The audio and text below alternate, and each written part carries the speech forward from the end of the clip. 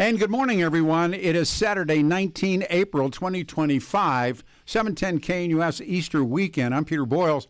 Good to have you here. The weather, 710 KNUS Weather Center weather, cloudy and 45 the high. Tomorrow it comes back for Easter, 62, Monday 72, and Tuesday it's going to be 70 degrees.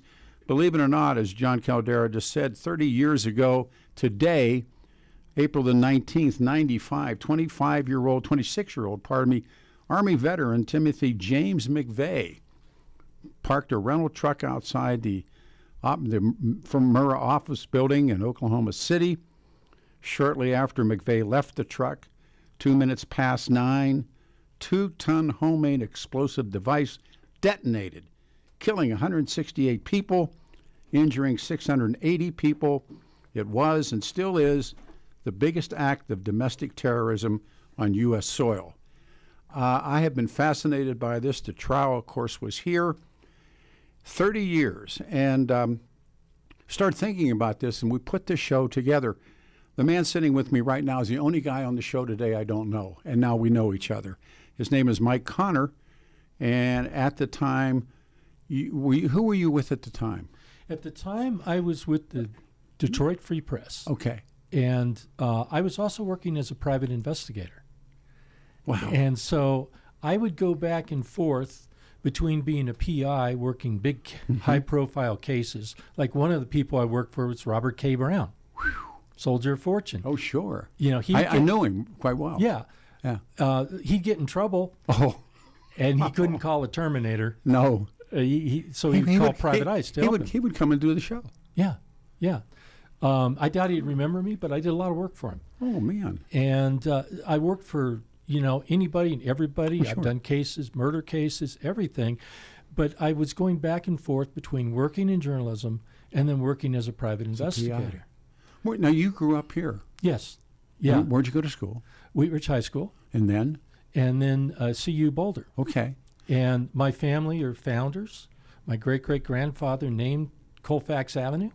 Do you know where the name came from? Schuyler Colfax. Yes. Yeah. He served under him in the Civil War. So I go way back. You got roots. I have roots. Let me tell the other folks, and yet to come, and these are all guys you know Steffan, and Steffan Tubbs, of course, longtime colleague. He went there. Steffan covered it as a reporter. Then comes, later on in the morning, Kevin Flynn. Kevin was with the Rocky at the time and was assigned to follow the trail of McVeigh. Kevin and I are very close friends, and, of course, his work on the Berg murder. Mm-hmm. And Kevin came up with all the same kinds of questions that you come up with. Last but not least is Nathan Chambers. Now, Chambers was court assigned by Richard Mach when Timothy McVeigh said, "I want to die." Mm-hmm. And a quick story.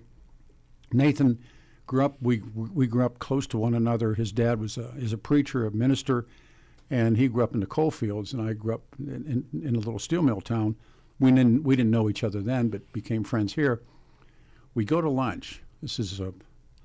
And he brings this very bizarre-looking radio with him to lunch. Now, I didn't know that he had been court assigned by Richard Mach to take McVeigh to, and McVeigh by that time, there's a death house in Terre Haute, Indiana, and he was taken, I believe, out of Florence and taken to the death house. So he's got this radio. So it looks like a field walkie-talkie. And I said, and he put a ring on the table. We're eating lunch. And I said, "Nathan, what's that?" He said, "That phone rings one way." And I'm still not following. Mm-hmm. He said, "It rings one way." And I said, "Where does it ring?" He said, "The death house in Terre Haute. Mm. If McVeigh changes his mind, he calls me." And, of course, he didn't change his mind, and Nathan took him to his death. And Nathan, of course, one of my favorite people, and he'll talk with us this morning as well. So having said all those things, the unanswered questions, as people say, let us begin. What's missing in the Oklahoma, in terms of how, and by the way, I watched your doc. Mm-hmm. Tie it all to, I'll just sit back and you talk to the audience about this whole bizarre case, because it is nowhere near cut and dry, is it? Right. At the time, it sure appeared to be. Yes. And that was a media circus unlike anything I've ever seen. Yes. You know, it was right up there with the O.J. Simpson trial. Yes. And so you say, what's the main thing? It's this guy. John Doe. John Doe number 2. Yep. And asked me about, when we get a little farther in, I think I met him. I certainly met the guy that the FBI thought was John Doe number 2. Was he the guy that, well, I won't even ask. I'll just let it roll.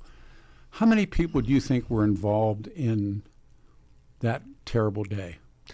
It's really hard to say. It could just be a very few, but Terry Nichols, and you say what's... Terry Nichols said that Timothy McVeigh was a Fed, right?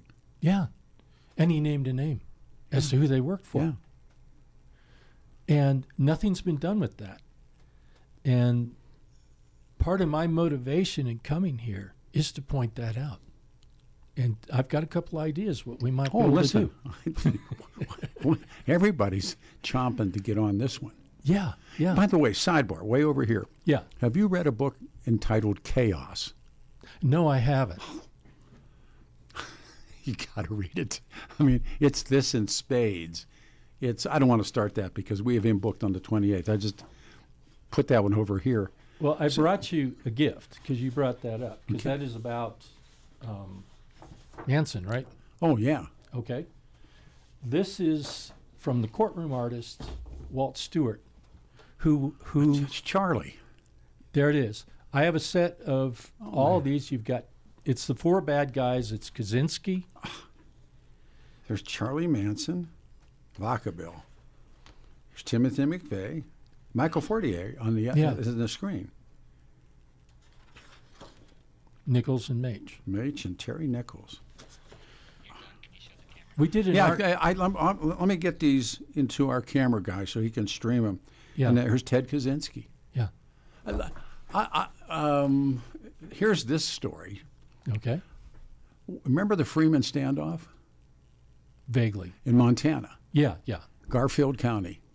I volunteered to go to the standoff, and we were up there, and it was before all the other stuff. It was the time where the FBI was very suspect. Here, I'm going to hand these over, and you'll take them over, put them up on the screens.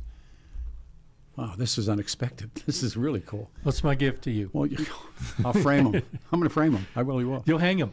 So Yeah, good. that morning we did our radio show. The district attorney had a little tiny office up there, and he actually won a prize for something for standing up against these men. So we heard all the big media trucks firing up, and they were pulling down they have those masts that they're beaming stuff out, and they're tearing it all down, and the trucks are revving and revving. And I said, wow, what happened? They caught the Unabomber. Right.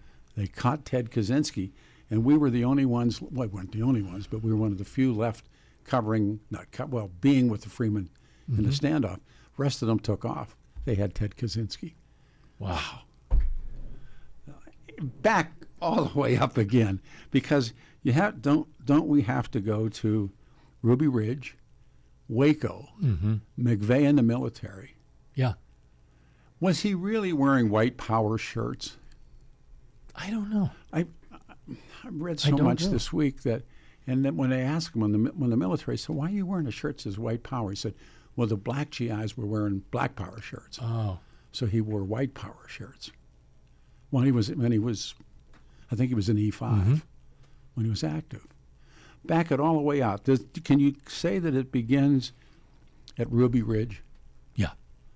Take it from there. Okay. From Ruby Ridge. And tell the Ruby Ridge story. Well, and the Ruby Ridge story was that I'm not as familiar with that as some of the others, but I met him. woman was. Okay. Well, I think you'd be better to summarize Well, that one than me. I mean, it was a woman was shot and killed holding her Killed baby. her. Lon Haruchi was the sniper, Yeah. and McVeigh was after him. He was after Lon Haruchi. He was going to Right. kill him. And then of course you have Waco. Right after that. Terribly managed, Yes.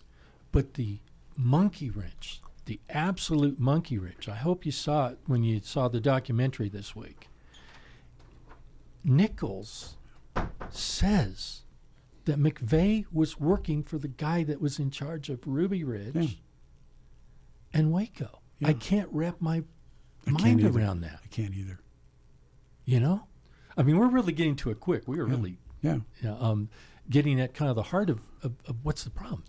Nichols said, I want to talk to John Ashcroft, the Attorney General. I will tell him everything, but I won't talk to anybody else. You know what it reminded me of was Jack Ruby. And Jack Ruby never got to go to the Warren Commission because of that same guy that they link up with Charlie Manson. And I mean, yeah, we said to one another, I trust nobody. And you trust probably less people than I do, and I trust nobody. And I said, that's why we're going to get along. Yeah, we're getting along, yeah. Everybody coming in here today will pretty much say the same thing. So after Ruby Ridge, and it's an ATF, they jumped this guy who knows who he is. He's a separatist. He moves with his family to be away from everybody. And they go up in the mountains and they build a cabin, and they want him, and they jump him, and they set him up, and they go after him after the length of a barrel's on a gun. I actually met him. He was here in town, and what that was about, no one will ever know. And then comes Waco. Yeah. And by this time, how could you mismanage something worse than Waco? they lied about Waco, what it was about. Well, but all you had to do was shut off the electricity, the water. He came to town all the time. He drove into, I think he had a Firebird, if I remember. Yeah. And he would drive into town, into Waco, minimum once a week. If he wanted to get him, grab him in town. Yeah. But remember, they called it Operation Showtime. Oh. Remember that? Showtime, that's right. Because they thought that they were going to be eliminated, that the agency was going to be folded into somebody else. And they wanted to show people how good they were. And they had no idea what was waiting for them. No. They walked into it. Well, and like I said, if you wanted to do this right, these people, they believe in Armageddon. Oh, absolutely. And the prophecy is being fulfilled by our government. And they did it at Ruby Ridge. Yeah. They were end times people. Right. And they're playing them. And you know, he said, you know, they're sitting there watching themselves on TV live. Yes. That isn't how you get people to cooperate. No. You know, you move everything out of there. Yeah. Move it out of the way. Yeah. You shut off the electricity. It was simple. Shut off the water. It would have been 2 days. It was an air assault, is what it was. Yeah. David Koresh. Yeah. I mean, it made no sense. And now there's two. Right. And the Oklahoma City bombing was the PR, the trial. Yes. It was a PR event that changed. I believe you. That. I believe you. Nichols, I talked to his father. Mm-hmm. And I compare his father. When you compare his father, I think was a very decent man. Mm-hmm. He went to the families and apologized on behalf of his kid. And compare and contrast Klebold and Harris's parents, who never talked to anybody but got lawyers. Terry Nichols' mother was another story. I know her very well. What's she like? Now, by the way, this is round one. This is Mike Connors. He's a documentary filmmaker. He's an investigative reporter. He's a PI. And he's given me the gift of a lifetime. If we're putting them up, you can see them. What's his mother like? She looks like a sweet old lady. Definitely not. Yeah. Oh. Now, I got to tell you, she sat next to me in the trial every day. And the reason for that is that I've done criminal defense work. I know what it is to be on the side of trying to defend someone. And in fact, I had worked on the death penalty case against Gary Davis at the time, right before the trial. So that case, was going through the appeals. I covered his execution. Yeah. Gary Davis's execution. I was on his co-conspirator Rebecca Fincham's team. Ow. Okay? Yes. So that gave me credibility with the defense lawyers like you wouldn't believe. They're watching reports about Gary Davis and whether he's going to get the death penalty as the McVeigh and Nichols trials are going on. Absolutely. So that was kind of my in. As a reporter or an investigator, you got to find an in. You might try and get to know. So FBI. Did you introduce yourself to her? No, she introduced herself to me. Michael Tiger told her to sit with me. Michael Tiger, there's one. I'll tell you, if you're ever in trouble, that was the guy you wanted. I say that about Harvey Weinstein. If you're in trouble, call Harvey. Yeah. But Michael Tiger, he put me to the test on some things, leaked a few things to me, and I didn't know if he was on record or off record, so I didn't report him. Wow. I'm not going to burn a source. No, of course not. But I think just about anybody else would have. He leaked it to somebody else, and they reported it. What was his mom like, McVeigh's mother? She was There's a bunch of stories about it. She was tough. And she sat next to me every day. And there were times she would look at me, and she'd go, I didn't raise my son to be like this. The stories, there was a book called All-American Monster. You're going to talk about when she tried to shoot her neighbor? She worked in a bowling alley. Yeah. And she was fast and loose, according to the book. Do you think that was true? I have no way of knowing. But the dad finally had enough of her. Yeah. And then she has a sister, or McVeigh had a sister, who was really a fire eater. Yeah. I forget her name, but she did the radio show with me, and it was like back away. Did you ever meet his brothers? No. Oh, man. His brother, who was originally accused of the bombing. You got to remember. Oh, that's right. His brother was arrested. Yeah. And if you've ever want to see a tinfoil hat, it was his brother. His sister James was too. Nichols. His sister was too. Well, and the other brother was at the trial. He was very quiet, but he'd been severely burned and was blind. And I mean, he looked, you could just see it. His whole body was covered, with the scars from being severely burned. How was he burned? Some kind of an accident. Okay. Because they blew they blew Terry Nichols' brother up. James, remember they were driving bombs on that farm. They blew him up. They blew his brother up. I've had dinner with James Nichols. No. Oh, it was so funny because I was with the Detroit Free Press. Yeah. And we had that's where they were. We had a different view than any other news agency because of James Nichols. Yeah. When I was hired for this, my editor said, you are going to be fair to Terry Nichols. You're going to bend over backwards. We will not try him in the media. And he said, we're the only people with this editorial position if you're not comfortable with that, but we are not going to try him and find him guilty in the media. We're going to let this thing play out. I'm like, this is great. I love it. And you met his brother. And so he says, let me do this. I'm getting a break sign. 30 seconds. And we've been behind. This is going to be a show for the ages. It's Saturday, April the 19th, 30 years ago, the Oklahoma City bombing. In studio, Mike Connors, he's the gift that keeps on giving. Steffan is coming up. Kevin Flynn and Nathan Chambers. It is a Saturday. Stay here.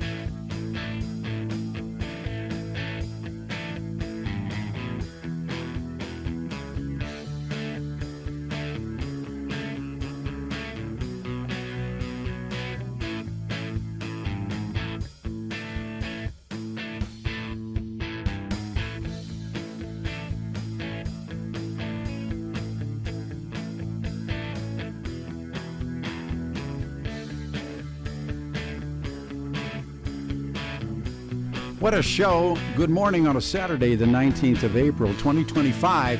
Good old 710 KNUS 45. The high today, cloudy, 62 on Sunday. Happy Easter. And then on Monday it is 72 degrees. 2 minutes past 9, the story behind the Oklahoma City bombing. I have lucked out today. Everybody, this is Mike Connors is in our studio on and off the air. I have this theory that someday we put the off air as the on air, and then we both go and hide. Just remarkable guests. Steffan Tubbs coming up, Kevin Flynn coming up, and Nathan Chambers coming up. There is much more to this story. You were telling a story about James McNichols, Terry McNichols' brother. Finish that, Yes. and I want you to talk about McVeigh's mom. James Nichols is your conspiracy. I don't use this term, but he would be the conspiracy person. I don't even like the term conspiracy theorist. I hate it. But he believed in the space aliens coming down and Roswell and everything. And but to get dinner, he says, "You want to interview me?" Sure. He goes, "Well, you got to buy me dinner." I said, "Okay." He goes, "We're going to a fancy restaurant, and you're going to buy me what I want." I'm fine with that. I'll use the expense account. This is great. Sure. I'll go get a good steak dinner. Of course. We are going to go someplace nice, and I don't want you to spend too much on me, but you got to spend enough. I go, "Where we're going?" Cracker Barrel. All right. Personal favorite. Cracker Barrel. Love the Okay. Cracker Barrel. Which one? The one in Aurora. Okay. All right. Or North. Yeah. Yeah, there's a new one opening, too. I'm a fan. Okay. So this is his idea of high living. I'm trying to talk him into something a little better. Yeah. No. And I don't have a meal that costs more than $7 because no meal. I mean, he had all these rules. It was kind of interesting. But he had been arrested. Oh, I remember and that. To the credit of the FBI, they didn't leverage him. They could have used him as leverage against his brother. They didn't. And he did eventually testify, but I think it was more of a character thing. I mean, this is not a guy that has credibility in the way that he talks. I mean, he just starts going from here to there to there to there, and your head's spinning. How long were you with him? A couple hours. Okay. Yeah. And he provided some information. This was right before the trial of Terry started. It was like the night before the trial. And that he was going to testify on behalf of the defense. Wow. So there was that. But the mother sat next to me, and one day, one of the best-known victims of the bombing came up to me, Martha Kite. Oh, yeah. Yeah. Oh, and yeah. she was practically in tears. And she said, "Mike, I thought you were on our side." And I said, "What do you mean, Martha?" Her daughter had died in the bombing. Sure. She said, "You sit with Nichols's mother. How can you do that?" And I said, "I don't sit with her. She sits with me." Yeah.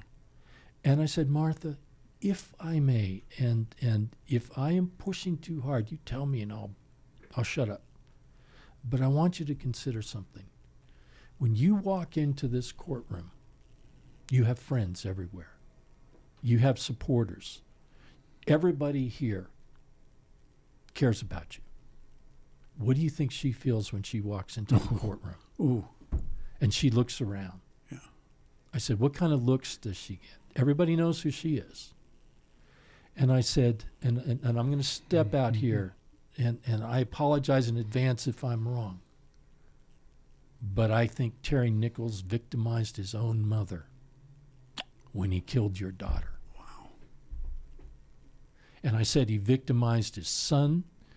He victimized not only his wife, but even his ex-wife. Sure. Was terribly influenced by this.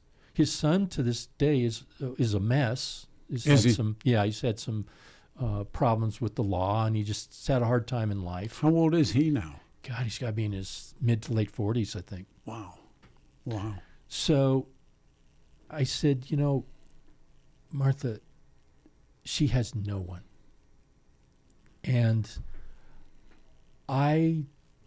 she's here. She told me, she goes, I'm going to listen to, the mother said, I'm going to listen to every word.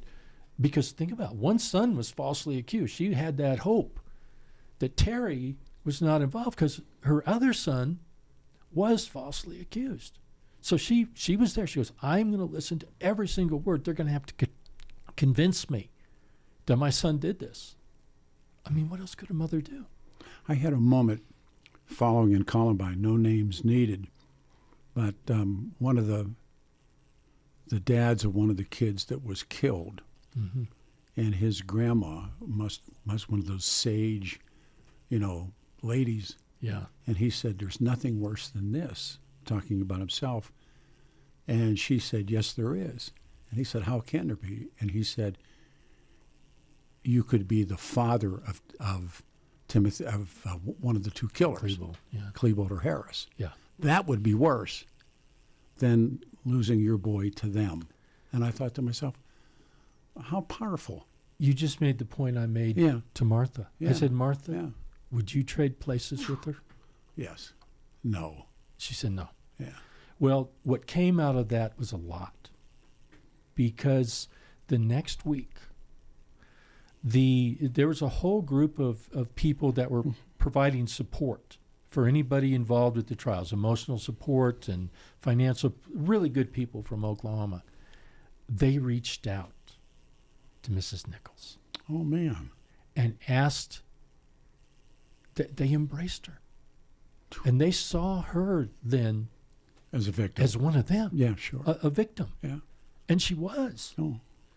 And she developed friendships with Janie Coverdale. And Janie Coverdale, a black lady, very articulate. She eventually, she had a real bitter time, and she was mad at God, and this has been well documented in documentaries, and she finally had to forgive Terry. It was the only way she could survive emotionally. Sure. And so she reached out to Terry. It was because of the mother. And what came out of Martha confronting me opened a door. Now, look, I'm with the news media. Yeah. Detroit Free Press wanted me to write it up. I'm like, I won't do it. There's very few times in my life I've refused to do a story. I wouldn't do it because I know the minute I say that they've reached out to Mrs. Nichols, it's going to stop. Somebody's going to throw a fit. Somebody's going to file a lawsuit. They're going to scream. They're going to protest. How can you? What's wrong with this woman? She raised her kid to do this, and you can just hear all the. How involved he sits on and will sit there the rest of his life. How involved, if you were to say percentage-wise, is McVeigh and percentage-wise is Terry Nichols? Are they equal partners, or are they one more so than the other? I think McVeigh was the leader. I do too. But I'd maybe 60-40. Yeah. Terry was definitely involved. He was. Why didn't he take the truck ride? Why didn't he go, or did he? I think to save himself. In the end. And a weird sidebar here. There's so many. A few years ago, the people who bought his house. He had the little house. It wasn't much of anything. It was just basic little house. They were climbing up in the attic, and they found bombs. No. There had been bombs sitting there for like 20, 25 years, and the FBI didn't think to look in the attic. Wow. That would have been a nice piece of evidence to use against him. Here's this bomb in his own house. And he had bombs he had made. Yeah. Or he had. Presumably. Yeah. I don't know who else did. But can you imagine you buy a house and you never really fully explored the attic, and you're in some corner and you find a bomb? So many sidebars. How many? These guys are GIs together. The story goes that McVeigh tries for special forces, tries the tryout, right, and fails the tryout because of boots or there were all these different reasons. What's the truth of that? I don't know. Okay. Because the other side of it is his sister. Yep. And his mother said, "Oh no." Yeah, that's right. He was pulled out of that. Yes. And was given special missions. Yes. So was McVeigh I mean, you could say he was making that up so he looked good. Was he an ops guy? Was he a guy that did ops for the government? I don't know. I mean, there's no proof. But, people that do ops, how are you going to prove that? Because they're very covert. Right. But he was considered, so important. So he was the best gunner. Yep. And he, was protecting Schwarzkopf. I think he was at the top of the military. He had the bronze. He got, I believe, awarded the Bronze Star, and he had the Combat Infantryman's badge. I mean, and he was a 5, I think, and he wanted.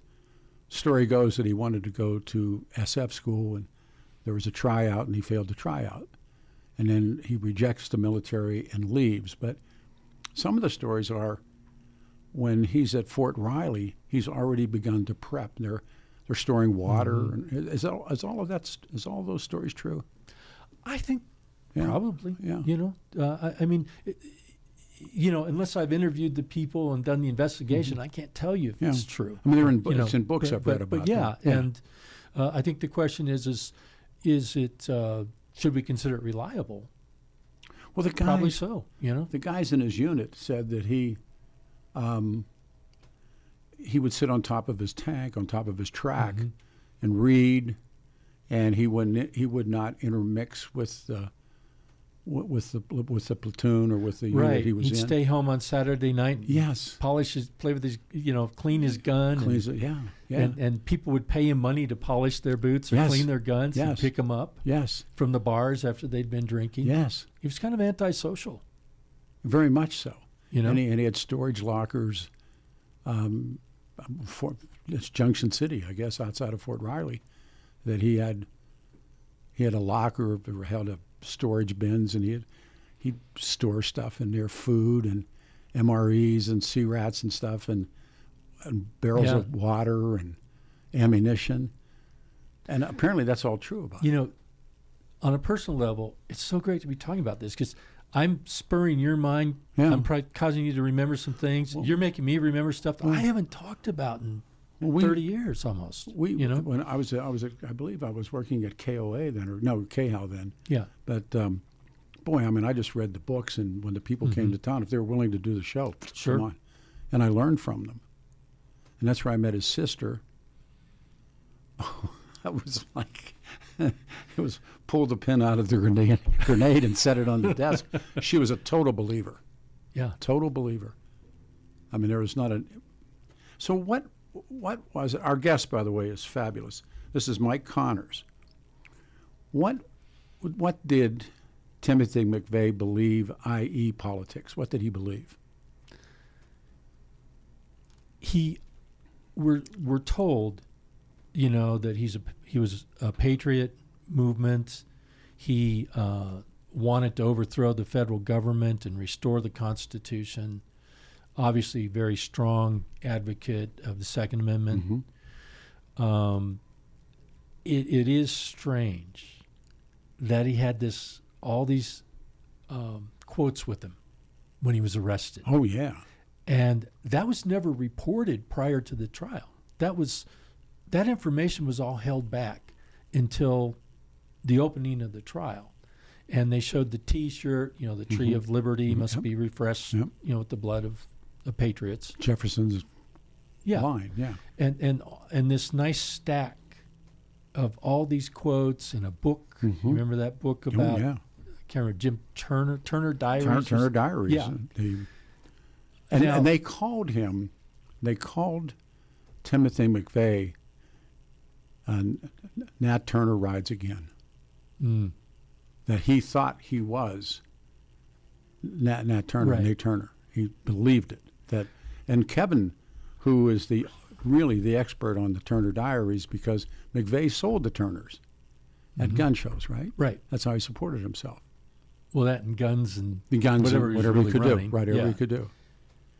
And the Turner Diaries were the blueprint that the murderers of Allen Berg used. Right. That was their book. Yeah, and that's a very personal tie-in for you. But friendship. Yeah. Nat Turner rides again. It was Timothy McVeigh. Yeah. So let me play devil's advocate. Okay. isn't it a little too convenient? Yes. The answer is always yes. That he has all of this Yes. on the passenger seat Yes. of that crappy old car. Mercury Marquis. Yes. Yeah. And okay, so he's got the sophistication and the money to make this. Oh, yeah. car. Oh, yeah. That's not cheap. No, it wasn't. And that's your getaway car? Where do you get, yeah. You know, okay. And with a license plate hanging off it? Yeah. And, okay, so he takes off. And Let me he's stop caught here speeding. because we got a break coming. Okay. Did he have a getaway plan? Yeah. Probably include getting caught. All right, everybody. This is going to be one of those shows that I'm going to think about probably for the rest of my life. September. This is Take You Back in Time, April 19th, 95. This is April 19th, 2025. Oklahoma City bombing. In studios, Mike Connors. Coming up, Steffan Tubbs, Kevin Flynn, and Nathan Chambers. What a morning. Hang on, everybody, and happy Easter.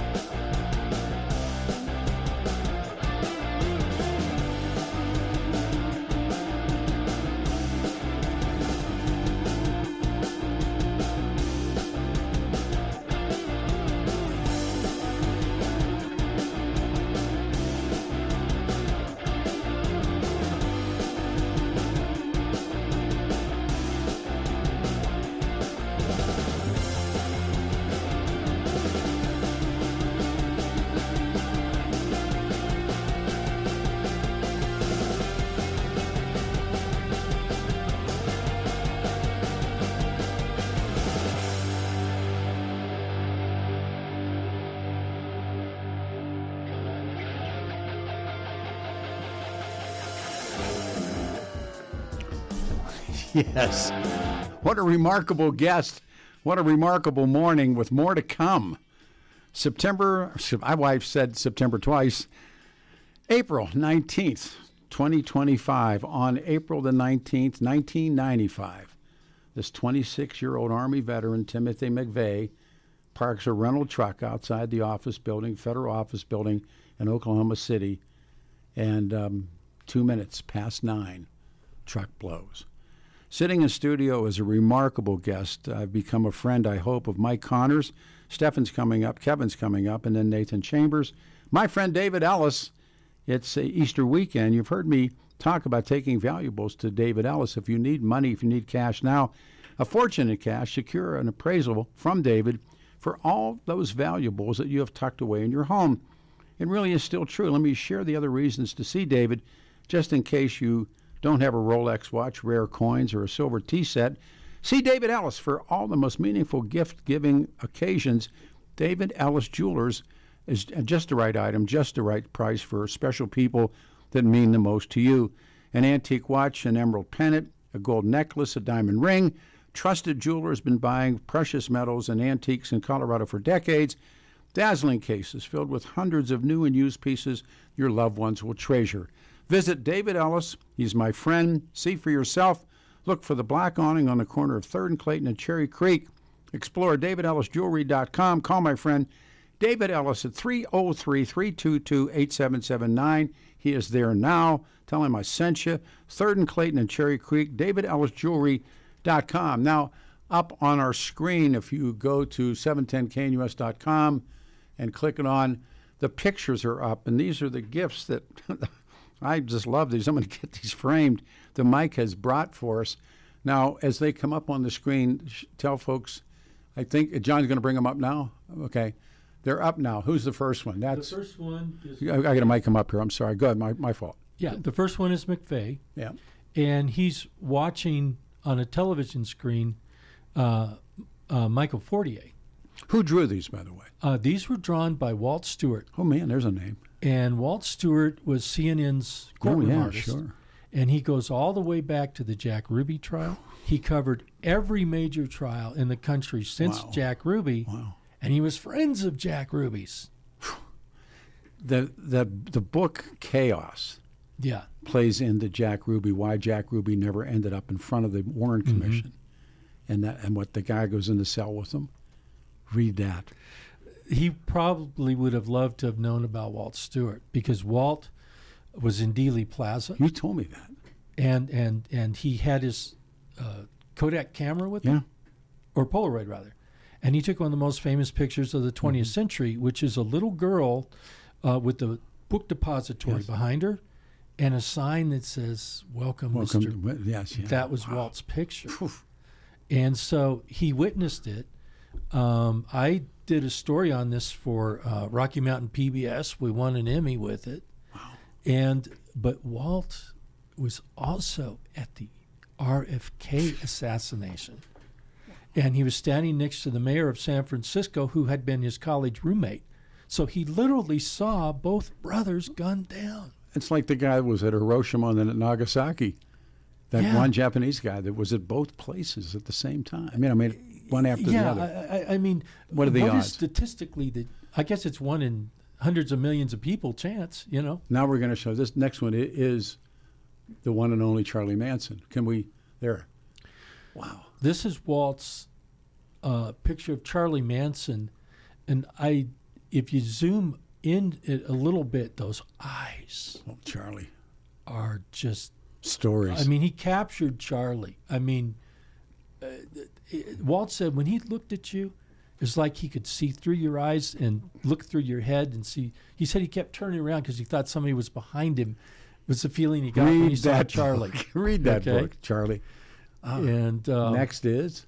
These are all prints. I actually am the publisher of the prints. Wow. We did an art event in Denver after the Oklahoma City bombing trials featuring all of Walt's art. And so these are some of the prints that we had done, and people do collect these. Guess who? Yeah. Nichols. Terry Nichols. Yep. And, of course, Judge Mage. Oh, Richard Mage in the background. But here's the thing. These drawings you're seeing are pen and ink. Wow. All the other courtroom artists, I sat behind the courtroom artists. It's the best seat in the house because you could watch them draw.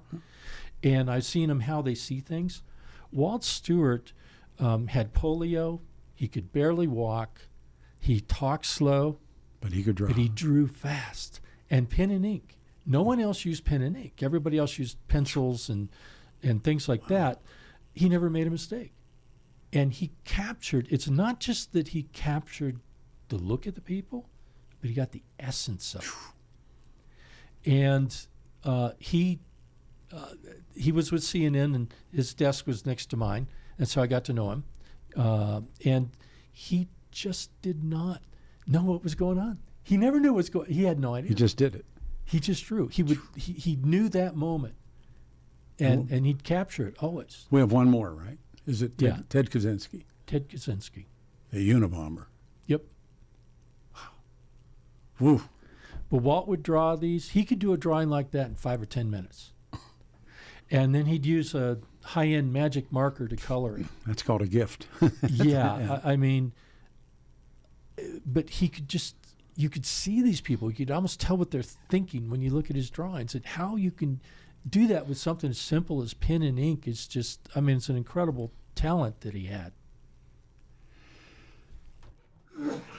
Excuse me. What did you, when this one was over, what did you come away with? I came away with actually what I started out with. And yes, what was I doing before all this? I was an expert on finding missing people. And I was on talk radio all over the country as a guest, except Denver. Denver would never take me. I don't know why. But I'm on And that's the stations first time I ever everywhere. met you. I mean, if I'd Yeah. have known about you, you'd have been on about 15 different times. And so I was kind of working. I was hoping to maybe get a TV show someday, you know, a private eye kind of TV show. And my name's Mike Connors. You remember Mannix, Sure, the old of course. TV? Yeah, You know, for younger people that don't know this, but before Magnum PI, there was Mannix, played by an actor named Mike Connors. Yeah. And so my nickname since I was Mannix? has been Mannix. Oh, I didn't know that. All right. And so I'm an expert at finding missing people. I solved the biggest manhunt in the history of the CIA. Who? Mark Rich. Oh, I solved the Mark Rich case. The biggest income tax sure. evader in the Yeah, history of the world. world. And the senior partner to George Yeah. Soros. Oh, yeah. Okay. Where was he? He was in Zug, Switzerland. He wasn't hiding at all. But the CIA, okay, so they had warrants for his arrest because he had all this income tax evasion. And people didn't know it, but he was half owner of 20th Century Fox with Marvin Davis. And I'm with the Denver Post, and we are investigating Marvin Davis. Okay. And so my boss, the very controversial reporter Jack Taylor, someone you, Me and Jack. yeah, you and Jack went at it. We were tight, yeah. Yeah. I was almost afraid you wouldn't put me on if I told you I was Jack. No, I worked with Jack. no, that's over and done with. Yeah, it's done. But Yeah. but Jack's like, I want to interview this guy about Marvin Davis. And the CIA is holding press conferences saying this is the biggest manhunt absolutely. in I our. remember. You remember that? It was We huge. have about a minute till the turn. Yeah, I'll get it done in a minute. Why don't we do that? Go finish. We can come back. Okay. So I figure out, why would he be hiding in Argentina? He's not. He's Swiss. We figured out that they can't extradite him. Plain sight. I found him in 20 minutes. I've told this story all over the country on talk radio Oh, man. years ago. And I find him, and Jack, I actually have the article with me on that to show you. And Jack's got this little interview and goes, well, you know, I'm having a few problems in the U.S., so I can't really, my lawyers won't let me talk, but Marvin Davis is a great guy, and I love him. And we published that the next day. The deputy director of the CIA calls. When we come back, I'll tell you what he said. Sit How's still. that? This will continue. It's Saturday, the 19th of April, 2025. 30 years ago on that morning, April 19th, Timothy James McVeigh blows that truck up in front of the office building. This is just going to get better. This is a remarkable guest. Coming up, Tubbs, and then Kevin Flynn and Nathan Chambers. And I can't ask for a better morning. This is Talk Radio Gold. Hang on, everybody. 710 KNUS.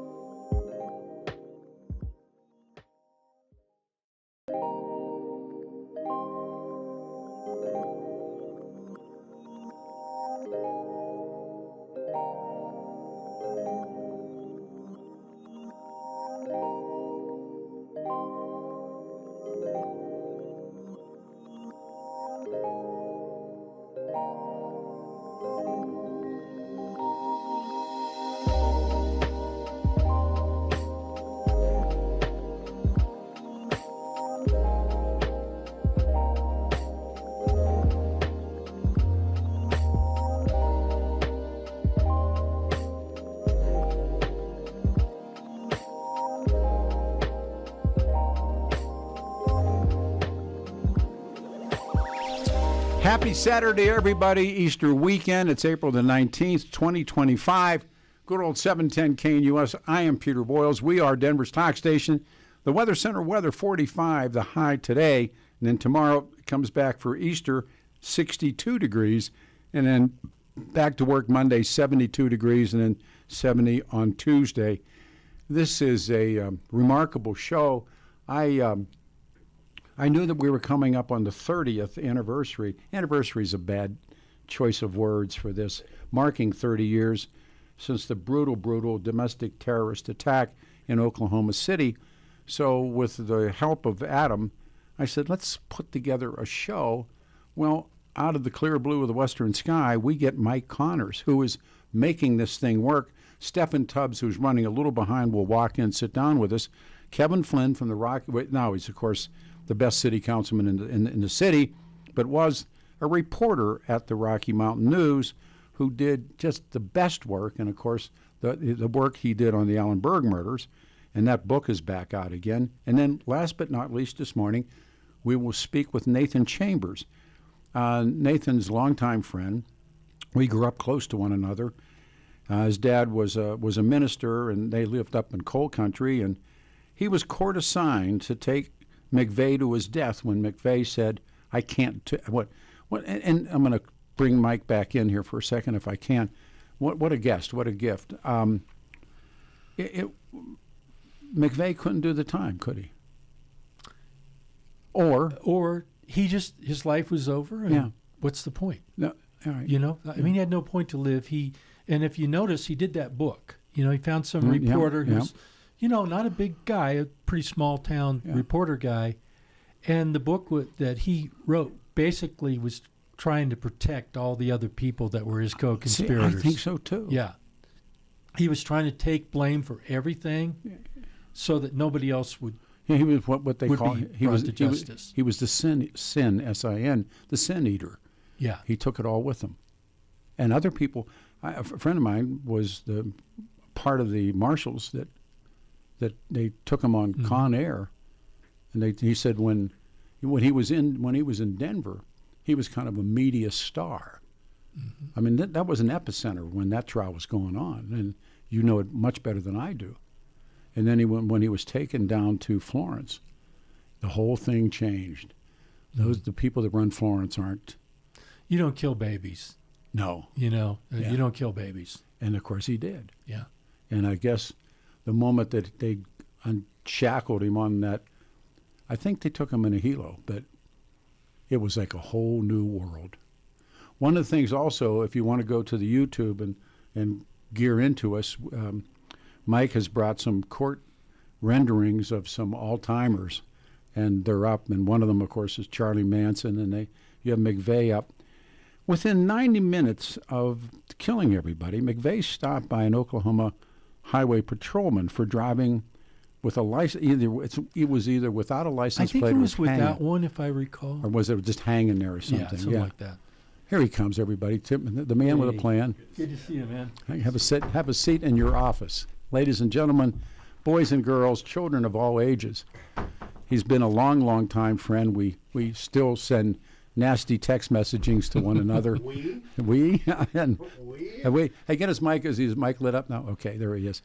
So good to see you guys. First of all, I was waiting down there for what seemed like an eternity. Actually, it was only 2 minutes. They took my card when I stopped working here. I couldn't get it back up into the building. Go figure. You could have borrowed mine.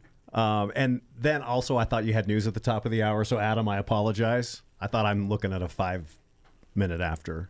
It's great to see Mike. Yeah. I haven't seen you probably in person in how long? Since your party when you... Well, that's true. Yeah. But before that... Before that had been 30 years. Yeah. No, it wasn't. Because you and I worked on something together. You don't remember it, my involvement. But when you were working with that charity that takes people back to the battlefield. Oh, yeah, the Greatest Generations Foundation. Greatest Generations Foundation. I got highly involved in that for a while and brought in a guy named Colin Clark, whose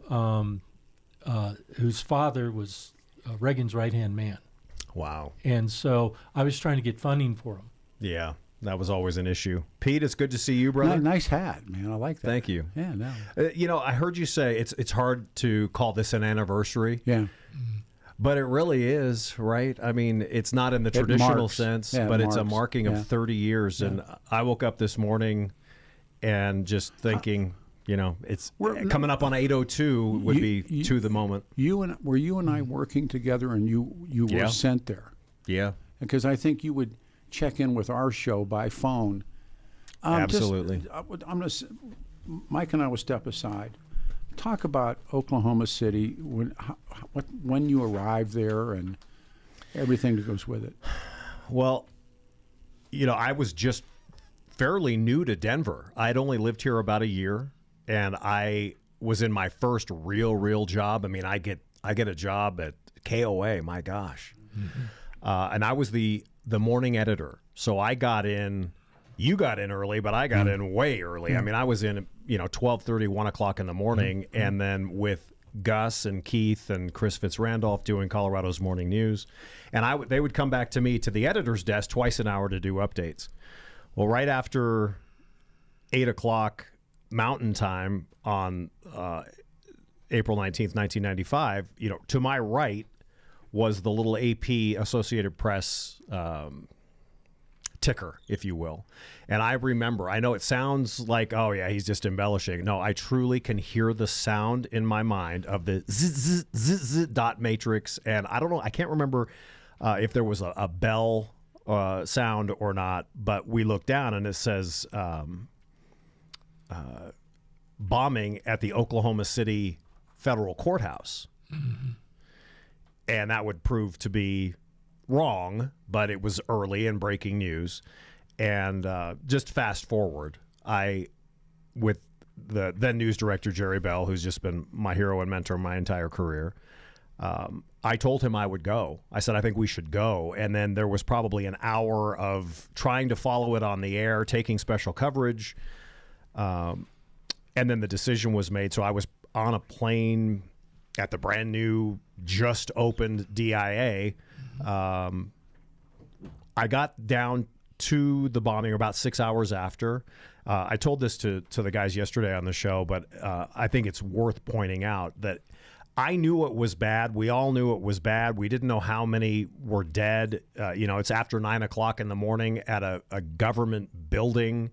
How many were there? 500 people in there? What was the death toll? But when it really absolutely engulfed me, realizing what I was heading into, is literally as we're on final approach to Will Rogers Airport, the flight attendant came over the plane and said, if there are any doctors or nurses on board, please ring your call button. And my hair stood on end because you knew why. And then when I'll just try to encapsulate, I get the rental car. There's just this horrible feeling. You can just feel the sadness and the heaviness, even at the airport. I get the rental car. I can't even remember if I'd ever even been to Oklahoma City. And I remember I had to be a good half mile from the Murrah building, driving into downtown, and there's just everywhere you look, broken glass. Yeah. Broken glass, absolutely. Mm-hmm. And then I remember coming around a corner and seeing the picture. Mike brought the copy of the April 20th, 1995 Daily Oklahoman, the morning of terror. I don't know if you want to put it up for our cameras, but, I see that image. And Pete, it looked like a monster came and took a gigantic bite out of this building. And, of course, the soundtrack is... Yeah, I heard people crying hours later. Obviously, people were still in a daze. Sirens. The building was still smoldering, and that was my my intro to this hell. Let me switch back to Mike, if I may. There's always been a lot of speculation. Where did McVeigh get the money? Where did McVeigh get all the thought processes that must have taken to do that? Did he have those gifts to make that terrible weapon that Steffan's describing? Well, if he we've asked the question, was he actually special ops or black ops or something? If he was, then he had that ability. But during the trial, there was a man that was brought in who they had stolen guns from. Oh, yeah. You remember that? Yep. You remember that guy? There's a lot of crime involved leading up to break-ins. There was a big problem because this guy, he said, well, all these guns were stolen. And he gave the prosecutors, you remember this, a list of all of the serial numbers to the guns. And where were the guns stolen from? From his house. Right. I think his name was Moore. Yes. Michael something Moore. It's definitely Moore. No, he plays out in it. Yeah. And I saw him and I thought, okay, so the devil has shown up. I could feel it. I mean, sometimes you get in the presence of somebody and you got a sinister.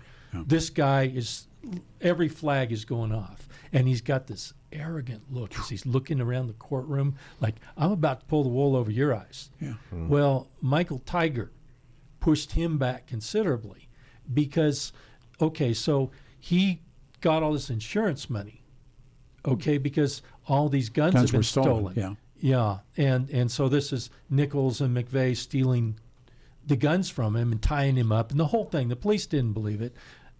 But what happened was... This is Roger Moore. Roger Moore. Yeah. James Bond, huh? Yeah.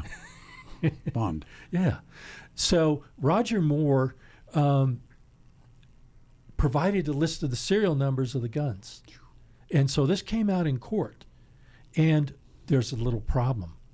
Some of those guns, the serial numbers that he had, were for guns that Terry Nichols owned and had bought properly. This was one of the biggest problems with getting a death penalty conviction on McVeigh because of these kinds of blunders. But this is where they funded or partially funded. Well, but think about it. Yeah, no, I am. If the only way this guy could get these serial numbers is the FBI or the prosecutors gave it to him. Yes. How else could he have the serial numbers to guns that Terry Nichols had in his house that he had bought elsewhere? Of course. And this was one of the reasons Nichols never got the death penalty was because of overreach. Little overzealous. Prosecution. If you just joined us in studio, what a remarkable guest Mike Connors is, and then the one and only Steffan Tubbs, who was in Oklahoma, in Oklahoma City, in the aftermath of this horrible moment. And Mike, of course, who was absolutely brilliant about all of this. Kevin Flynn is coming up. And then, of course, Nathan Chambers, who was court assigned to take McVeigh to his death and the death house in Terre Haute. And that's a whole separate story as well. So that's where, how much money did they raise from the insurance on the stolen guns? I don't remember that. Many thousands of dollars. Yeah, and I remember that, Mike. There were where they stole some of the bomb making materials. They broke into to areas. I am of the belief 30 years later that this is whether it's to you both or anybody listening. Look, I realize I did talk radio for a long time on this radio station. I understand the controversies and conspiracy theories and so forth. I personally don't think it is as complicated as some have made it to be. I'm not saying that it was not this or that, or it was definitely this. I just don't think it was as complicated. I think you have a 26-year-old man who was infuriated at the government with Ruby Ridge and Waco, and he had those around him. He was the ringleader. I don't think the Fortiers, by the way, Lori and Michael, I don't think they ever got what they should have. Maybe public scrutiny. I agree. Well, they were identified as accomplices. They were co-conspirators. Terry Nichols was, but they were accomplices. They got off easy. They really did, Mike. And he cleaned up good too. Boy, didn't he? It's like that guy that we saw. They're scum of the earth. They look like they should be on a TV show. They put her in a dress. Oh, sure. It was unbelievable. Yeah, you're like, these people aren't the people that we have seen photos of. I mean, I don't know if they did plastic surgery or what, but they... You remember the standing joke? Unbelievable. What do you call the guy in the three-piece suit in the courtroom? That's the defendant. His lawyers cleaned him up. Yeah. Now, Fortiers, the Michael and Lori, who were identified as accomplices. And see, the thing is, guys, and you both know this, what was so infuriating definitely by the time the trials were moved to Denver, is you start to hear testimony, you hear the prosecution.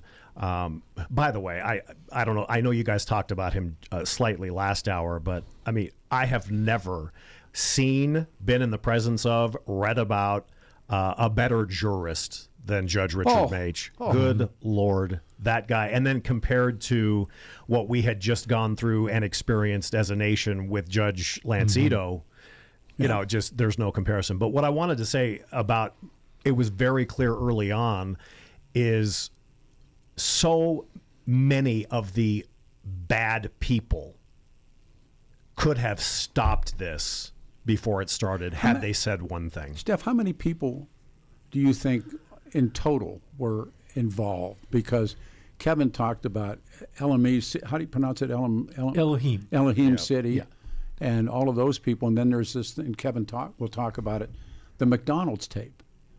And it's Timothy McVeigh, but who's this other guy? Yeah. Yeah. So I'll answer. I would say less than a dozen. That's a lot of people. But I would say less than a dozen. There are some people But you wouldn't say zero. I wouldn't say zero.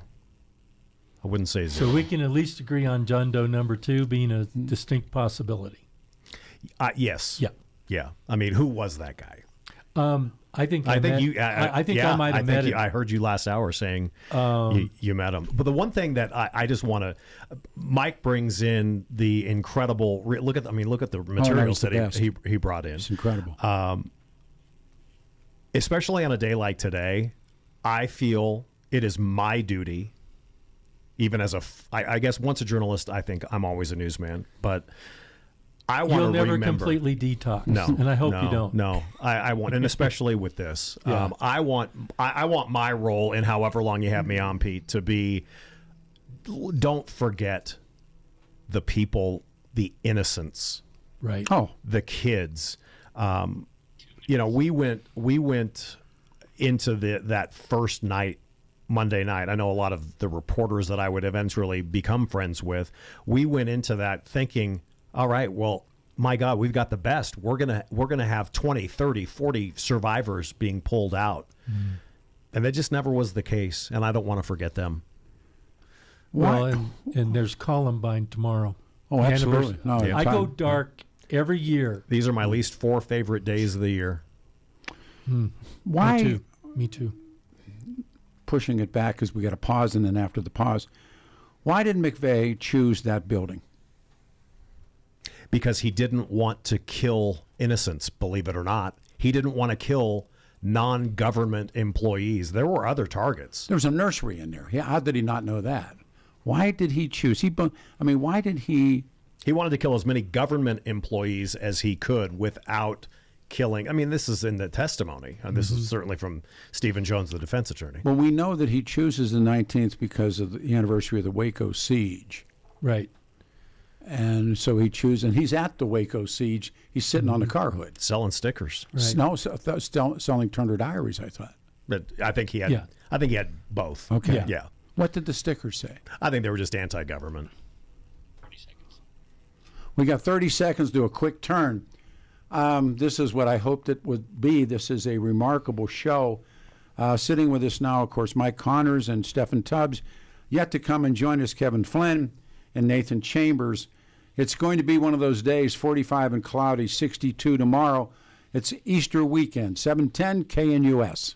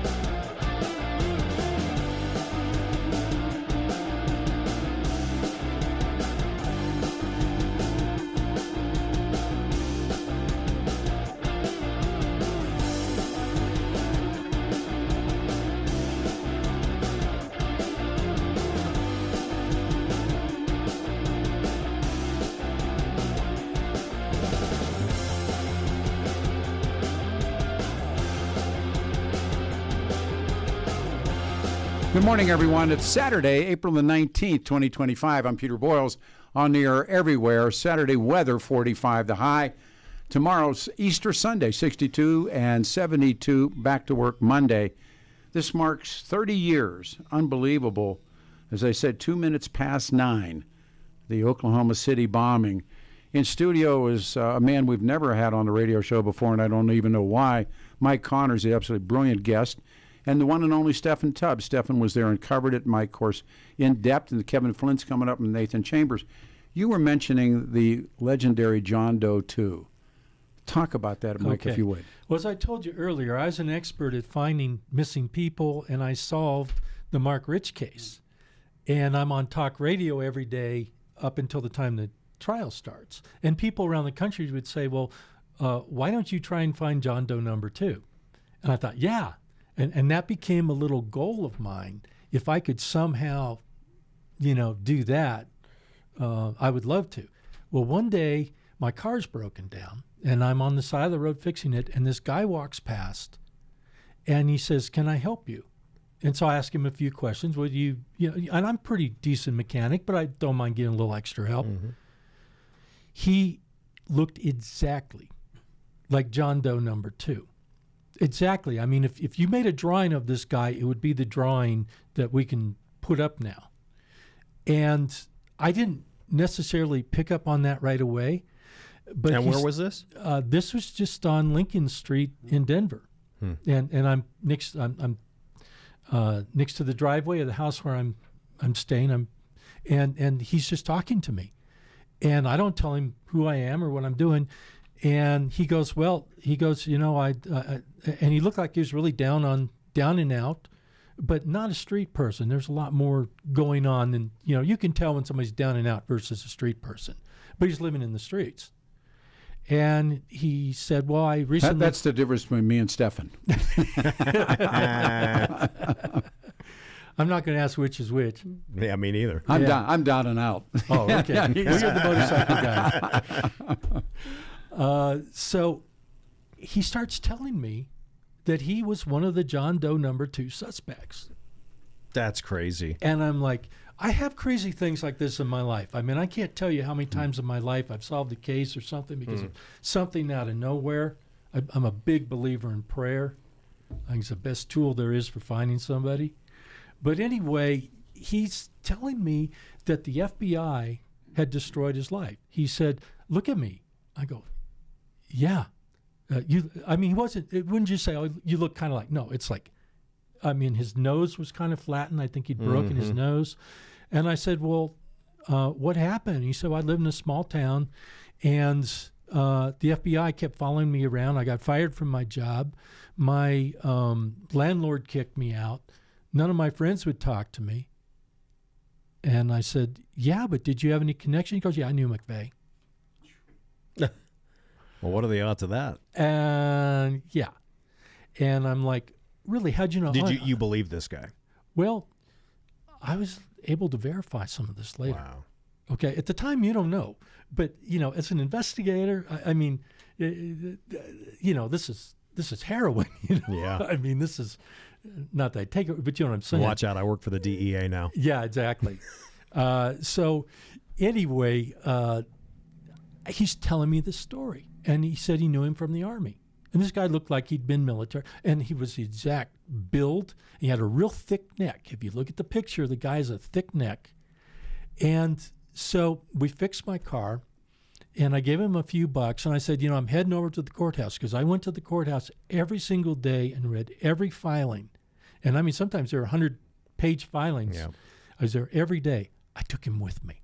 I'm walking around the courthouse with who was at one time the chief suspect of John Doe number 2. I'm showing him the courtroom. I'm introducing him to clerks.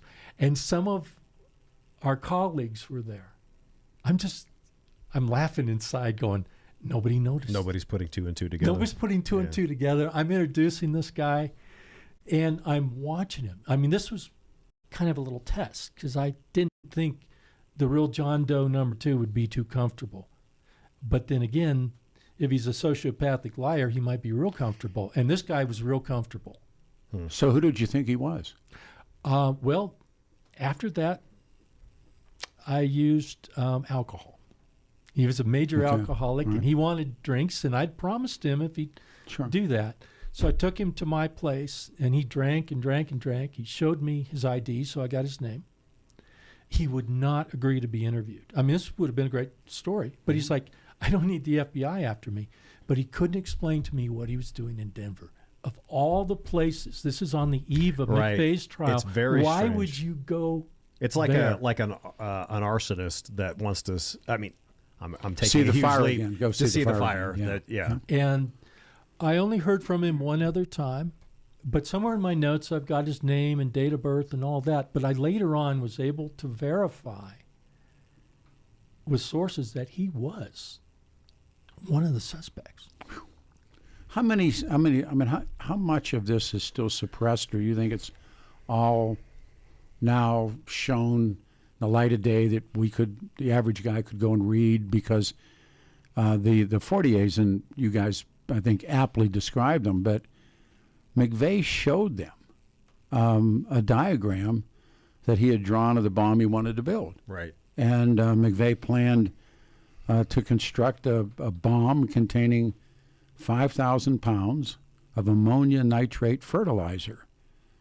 And in 1650, I had to read all of this to get ready to talk.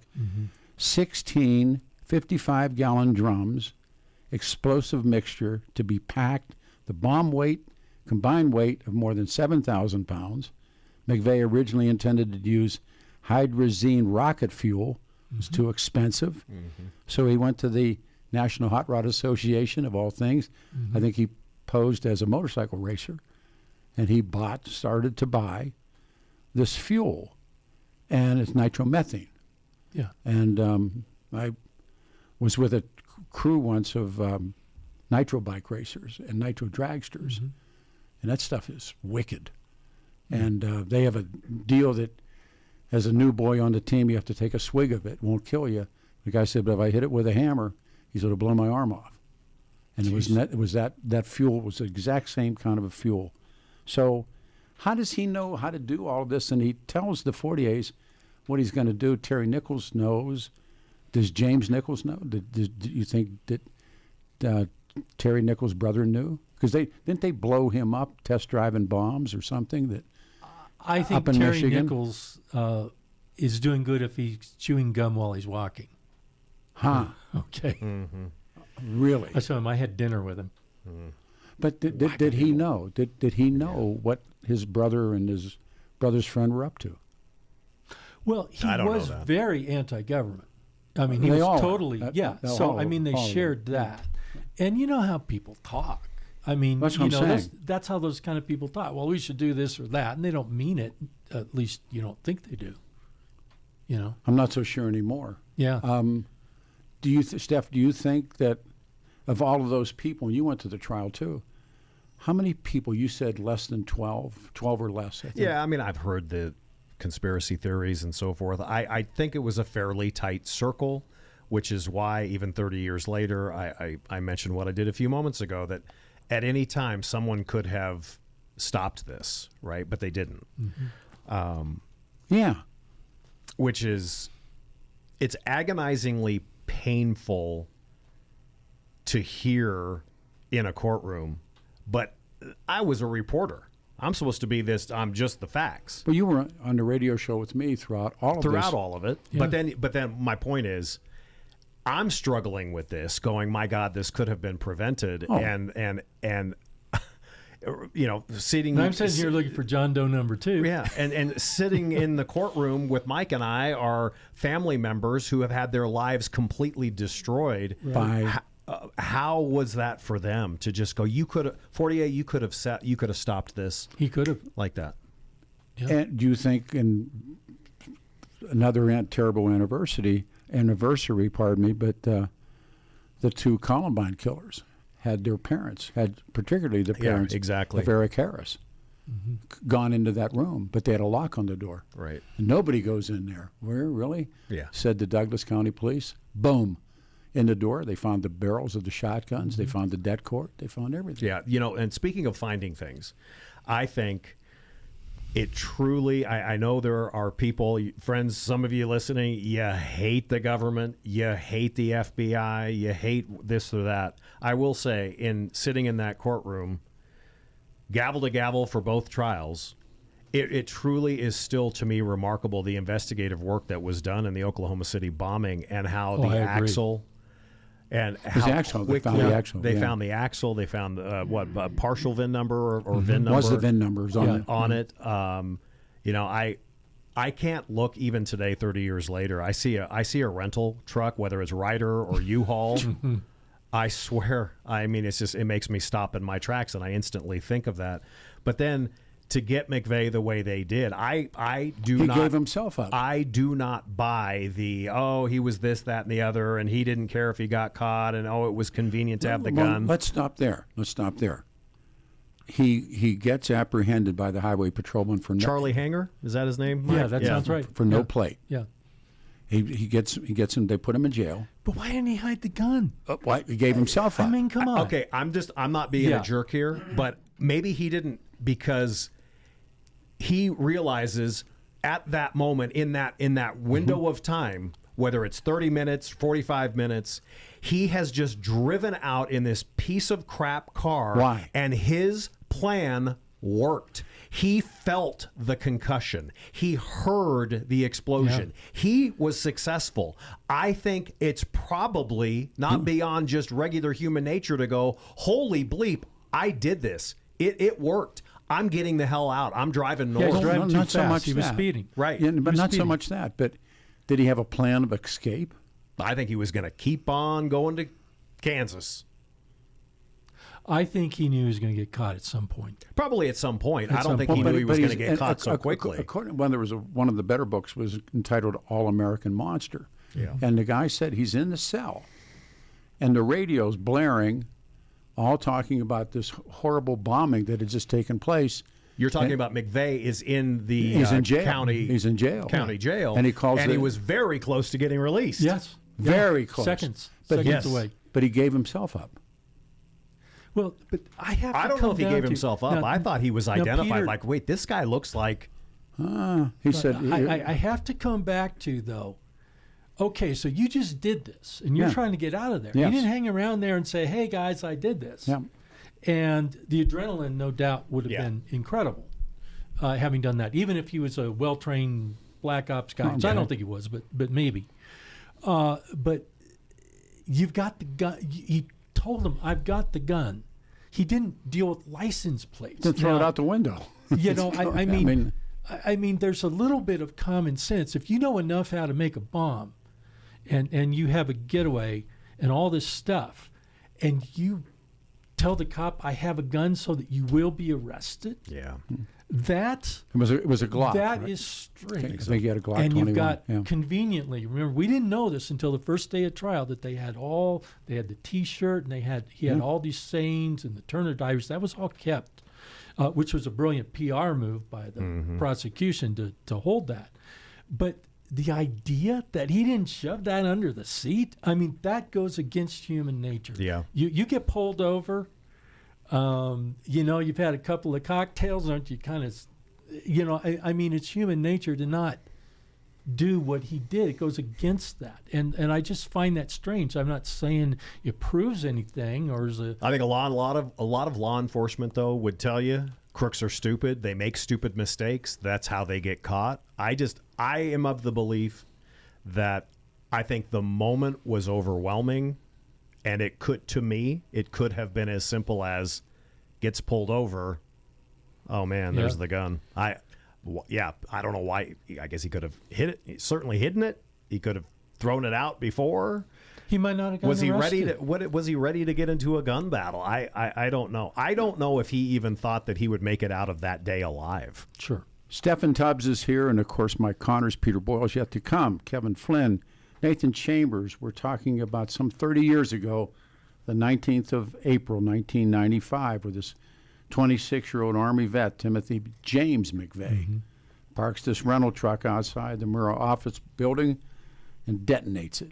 And it's beyond comprehension.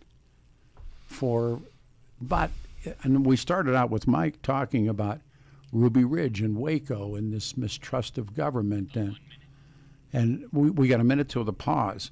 We're going to pick that up on the other side. The roots of this, that McVeigh doesn't wake up one morning and say, I'm going to blow up this building. It takes time.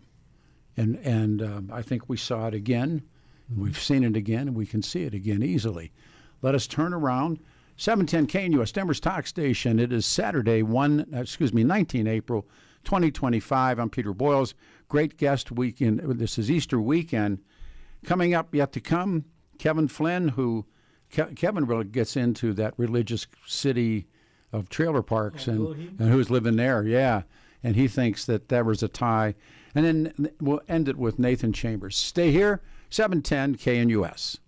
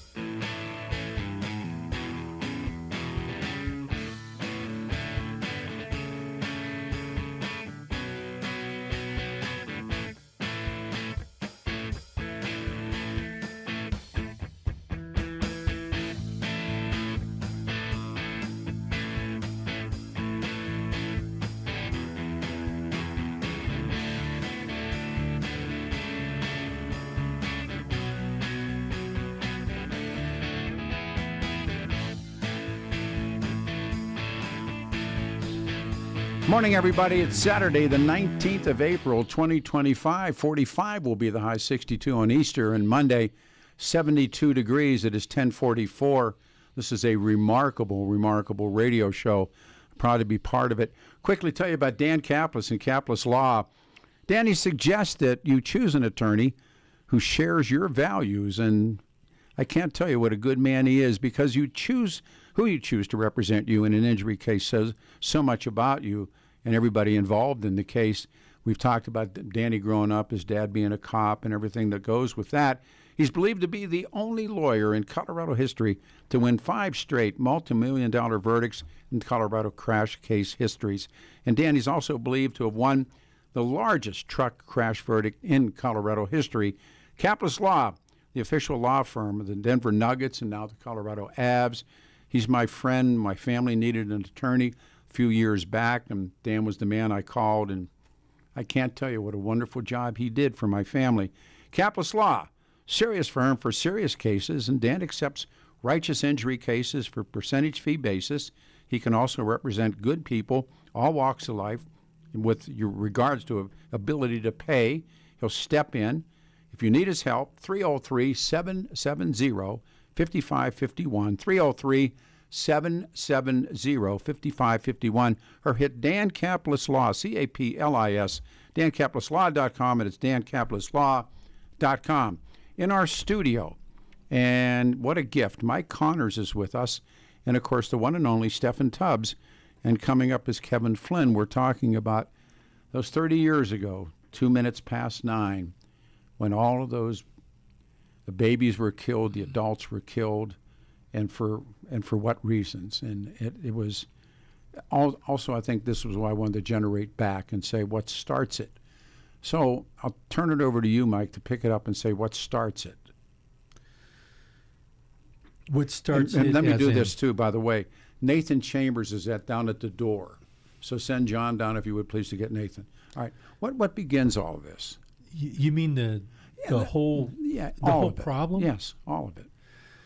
The problem, of everything is what happened in Waco, and of course what happened at Ruby Ridge, and how our government views people who are very conservative or people who like guns, and because the militia was, and militias were very popular. Yeah, until absolutely, this, I remember it. And the thing that I point out, and people don't realize, is Merrick Garland was in charge of the Oklahoma City bombing trials. Right. That's right. He wasn't there. He ran it from D.C. But the campaign that happened, the changes in law enforcement after this, is that they started going after the people. And if you could draw a line, maybe I'm answering a little different question. No, please, because I have another sense of this. But I'm drawing a different line. Sure. But what I'm saying is that where did the attack on conservative patriot people come from? What's the genesis? I think it was what McVeigh and Nichols did, because now suddenly anybody that's in a militia is suspicious. Anybody who wants guns, it's all being conflated. And then, of course, you throw in the terrorists that Nichols allegedly met with. You got Elohim City. You've got all of these bad people that are associated with McVeigh or Nichols. And so what happened over time is that I think the FBI over the years, they train law enforcement officers all over the country. They go to sheriffs and stuff. And over time, I think there's increasing suspicion about people who are in militias or people that talk about the Constitution. The militia movement had begun and stopped and begun to stop several times, but when the Clintons were in office, the rise of the militia, and it coordinates with Ruby Ridge, Bill Clinton's president, Waco, Bill Clinton, and also the Freeman standoff that we had talked about. And the handling of Ruby Ridge in 92 and the Waco sieges in 93, McVeigh times his attack actually to coincide with the second anniversary of the fire that ended the siege of Waco, as Right. well as the battles of Lexington and Concord. Look, which- I think McVeigh thought, and I think this is even in testimony in open court from long ago, McVeigh thought he was going to start a revolution. Yeah. He thought that this was going to, it was going to trigger this revolt against the government. We all know from just living it that that's not what happened. And I don't know. I think on a day like today, especially for me, having been there for a week, it makes me sick that we're talking so much about McVeigh. I know where you're going. You almost have to. I mean, you can't say it. You do, but I mean, we haven't talked about anybody. We haven't talked about any of these victims, and Yes, we have. Of course we have. We I think- talked about his mother even. Yeah. She was a victim too. Yeah, I mean, of course, I fully family even. admit I am very sensitive to this, especially seeing Sure. this front Sure. page, because since 9/11, as a country, we do forget about Oklahoma City, but this really, I just hope this day, as long as I can talk about it, you got to remember those this is- victims as well. Without question. This without question. This is no intent to do any of that. The what I think is interesting is the strain that continues, and it has reared its ugly head again. This isn't anything that has gone away by any stretch of the imagination. What the mystery of this, to me, is who was involved and who knew and who didn't know. And we seem to have a history in this country, particularly after the Second World War, of suppression of knowledge that should be known, whether it's Watergate, whether it's the war in the Gulf, I go down a list of things that the death of John Kennedy, the black ops gangs, the things that were done. Right. This is all ties into that. And the sadness of the building and the sadness of killing those people, I can't begin to comprehend it. But remember, at the time, there were so many people. I remember sitting doing radio shows, and people that would define themselves as militia groups Right. that were in southern Colorado and in Kansas. And in fact, when Allen's life was taken, those guys were playing that game as well in the Primrose and Cattleman's Gazette. They were playing, to me, and Chambers is here, and Nathan took him to his death. And they're significant. Where do these people come from? Well, and part of the problem is, what I'm getting at is all these people are lumped in together. And it's not You're a true either. motorcycle rider. Yeah. I'm looking at your Harley Davidson hat. Yeah. You interact with some of those kind of people. Sure, of course. But you would never interact with somebody that was a racist or wanted to kill people or something like that. But people get lumped. People get put into this. And that's my point, is there was a prejudice that came out. But let me say something about the Oklahoma City bombing trials that I've never seen said publicly, but was told to me by highest sources. And that's that when you look at this, O.J. Simpson had made a mockery of our court system. And there was this thing behind the scenes. So do Ramsey's, by the way, while we're at it. Well, yeah, but nothing like O.J. because I mean, here's a trial, and he walks, and all these people, the dancing Itos, and all this absurd stuff. The Department of Justice, there were people high up in the Clinton administration. They'd never say this publicly, but they're like, if we don't get a conviction of McVeigh, it's the end of our justice system. You have these celebrity trials of Menendez brothers and just all this stuff. And at that point, they hadn't been retried, so they had walked.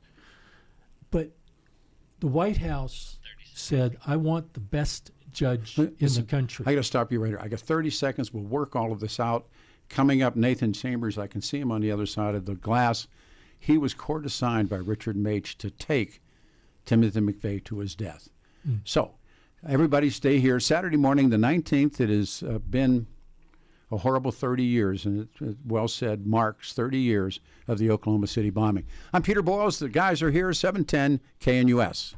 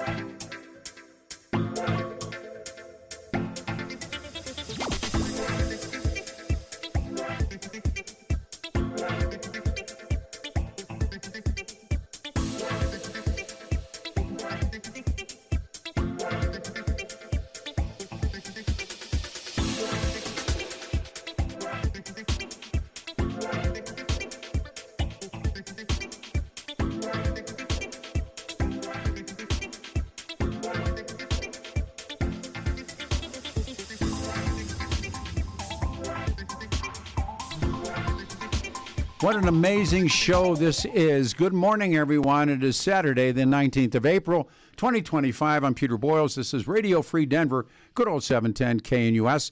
The weather looks good, 45 today and tomorrow for Easter Sunday, 62 and 72 on Monday. This idea was knocking around for quite a while. We're going to mark, it's been 30 years since this 26-year-old Army vet, Timothy James McVeigh, parks a rental truck outside the Murrah Federal Building in Oklahoma City. Shortly after that, he leaves the truck 2 minutes past 9, and a 2-ton homemade explosive device detonates. Kills 168 people, injures 680. Still remains the biggest act of domestic terrorism committed on our soil.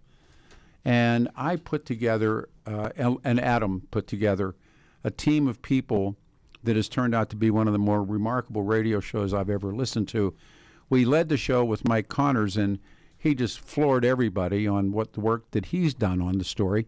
And then, of course, my colleague, longtime friend Steffan Tubbs is with us in studio, and Steffan was sent to Oklahoma City to cover it.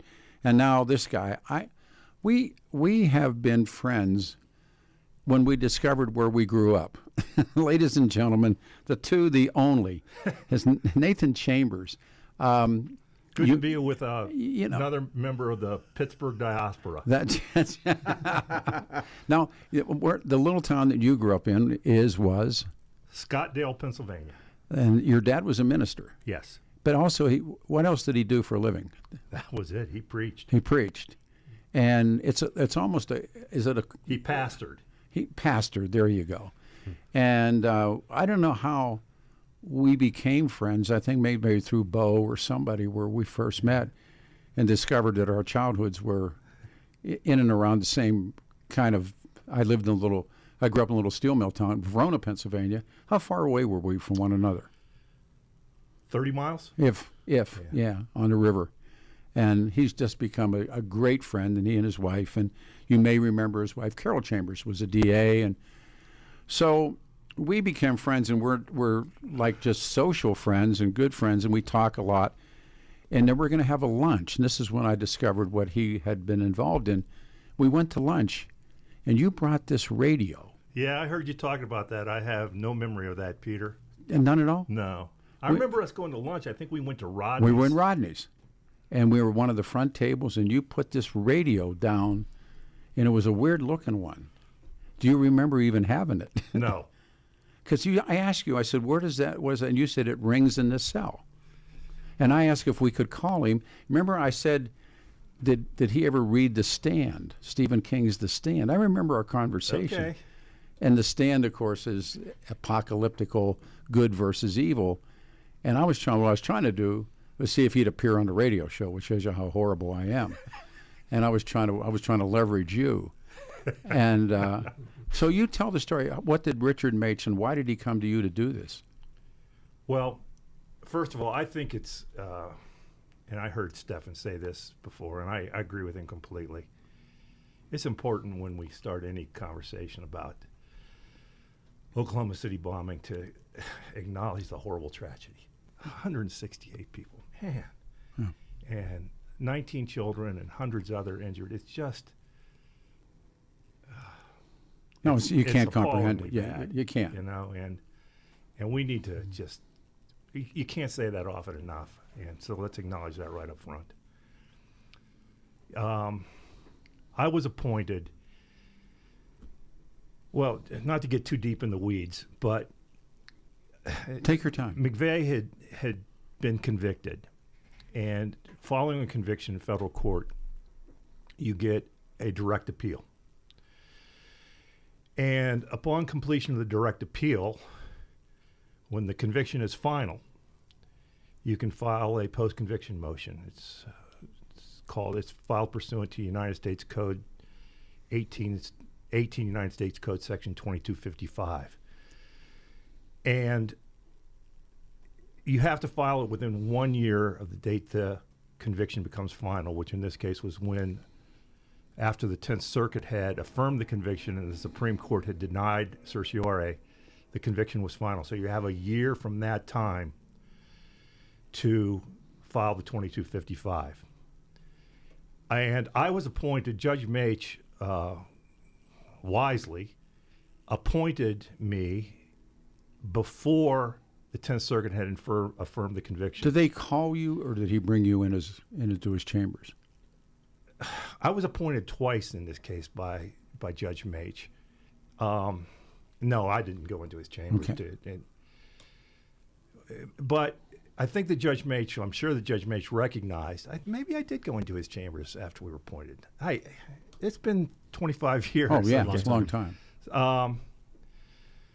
But he recognized it was going to take a long time to review the record here, and that a year you're going to be pushing it. So he gave us a head start and appointed us before the conviction was final. And I reviewed the entire trial record and reviewed the defense's case file, which was extensive, and we filed a motion for post-conviction relief pursuant to 18 United States Code Section 2255. What does that mean? Well, there are grounds for relief that are difficult, if not impossible, to raise on direct appeal. And one of them, frequently, is ineffective assistance of counsel. And the reason for that is pretty obvious. It's difficult for trial counsel to say that he was ineffective. So they bring in separate attorneys to pursue the 2255. What's a 2255? A motion for post-conviction relief. Okay. In state court, it's a Rule 35. But in federal court, it's a 2255. And so, we looked at it. Ineffective assistance of counsel is not the only claim that can be raised in 2255, but it is one of the more common. So we researched this. And so there's one thing I want to, you keep saying I was appointed to take McVeigh to his death. That's not why I was appointed. I was appointed to represent Tim McVeigh. And but he wanted to die. Well, not at that point. Okay. Not at that point. And so What did he want? Well, I got to preface. Okay, please. I got to preface my answer to that with sort of a disclaimer about everything I'm going to say today. I'm not going to tell you anything today that you probably don't already know. Pretty much everything I say is a matter of public record. And the reason for that is my conversations with Tim McVeigh are privileged. The attorney-client privilege applies, and the attorney-client privilege is very important. Clients need to know that they can talk openly with their attorney, and the attorney's not going to blab about it. I understand. And the attorney-client privilege survives the death of the client. And so if I say in this conversation we have today that Tim said something, it is because he said it to somebody else and it's been reported. It's not because he said it to me. I will not knowingly and intentionally violate the attorney-client privilege. And that, that's one thing that I've been appalled by Stephen Jones and the way he openly. Stephen Jones was McVeigh's trial attorney. Lawyer. Yeah, right. The way he openly talks about conversations he had with Tim McVeigh. Yeah. I mean, those are privileged. And he shouldn't be talking about them. It's not the first time I was appalled by Stephen Jones, though. So the question was, what did he want? Well, I think I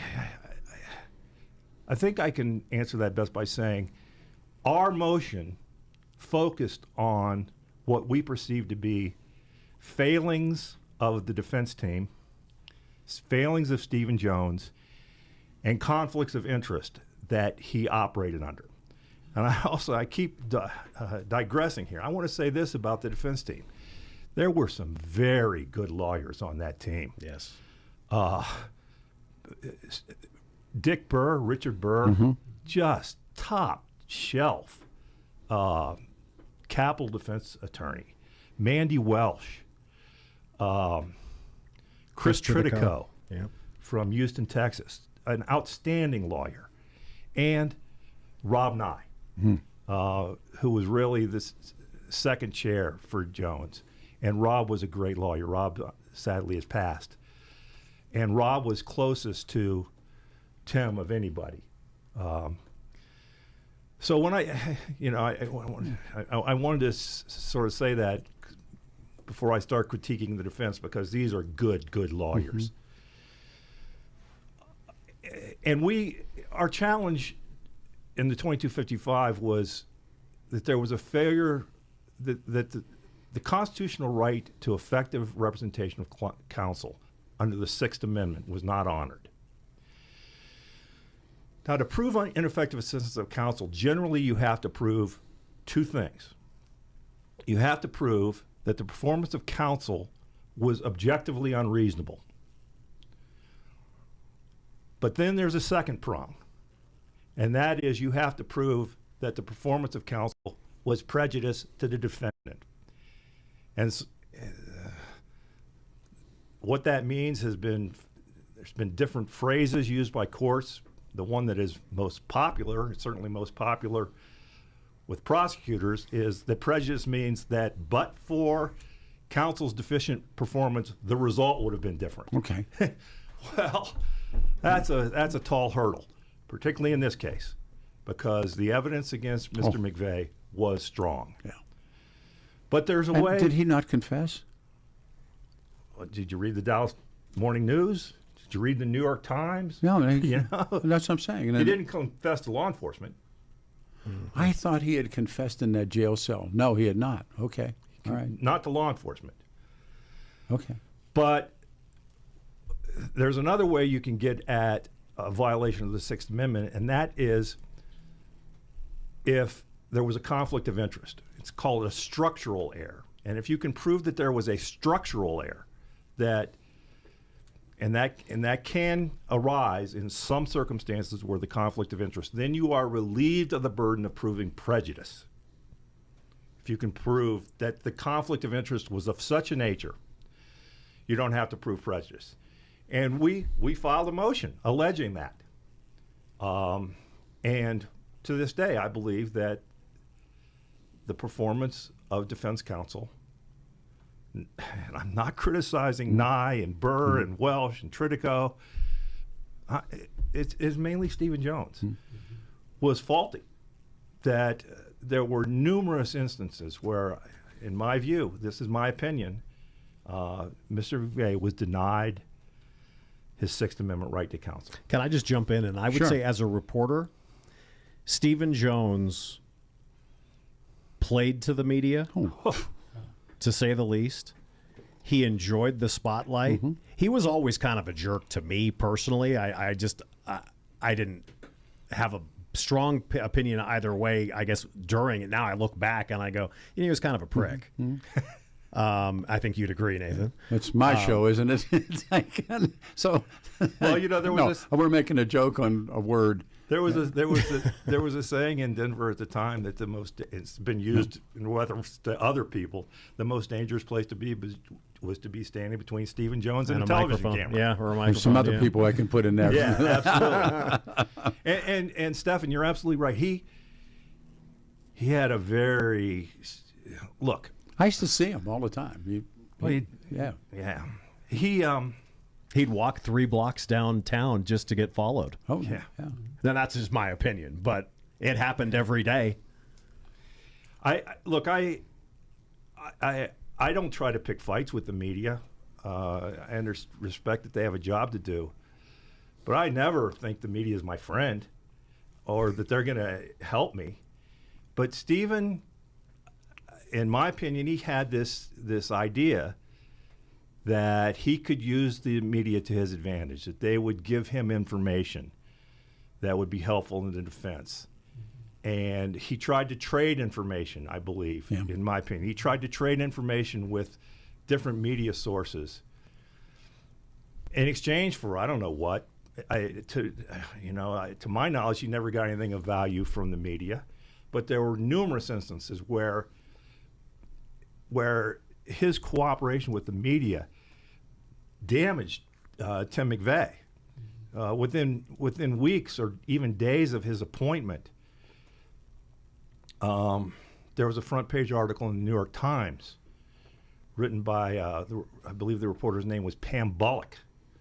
Yeah. Where she reported, I can't quote it exactly. I probably have it in some notes here. But she reported that Tim McVeigh had confessed to his attorneys.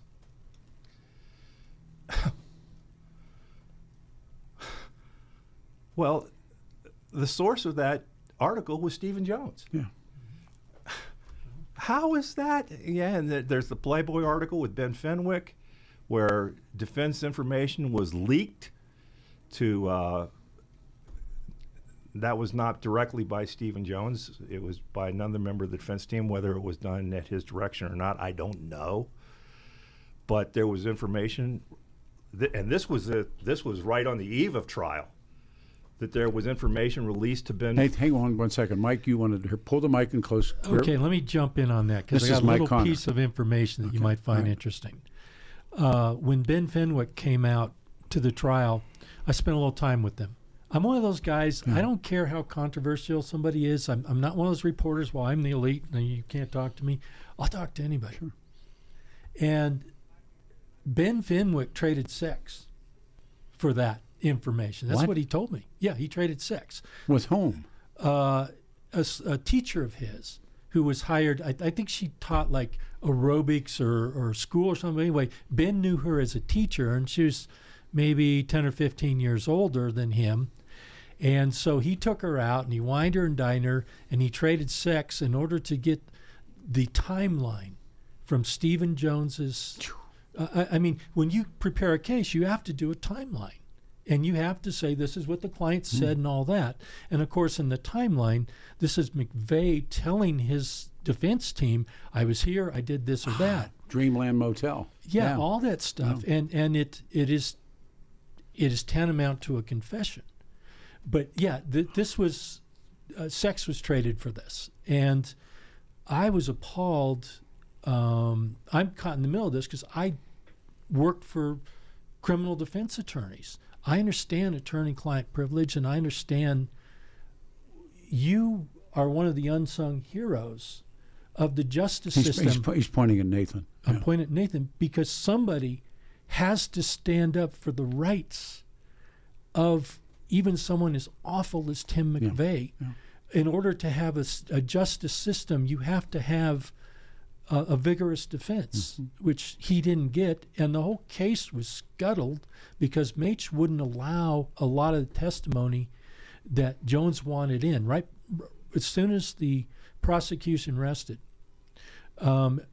Maitch there were a bunch of orders, and he said no. And what it was is he was going to try and put it all on Terry Nichols and talk about all this stuff. You remember Jones went to Europe and he was going all over the place, and it was a big fishing expedition. And mainly, a lot of people think Jones got a lot of good dinners and cocktails on the dime, but the disclosure of private defense information is so critical to our system. I got to do a 30-second timeout here. We're close to the break. We'll come back and begin again with Nathan. Nathan Chambers and Steffan Tubbs, Mike Connors, yet to come, Kevin Flynn. I'm Peter Boyles. It is Easter weekend. 710 KNUS Denver's talk station. You all stay right here.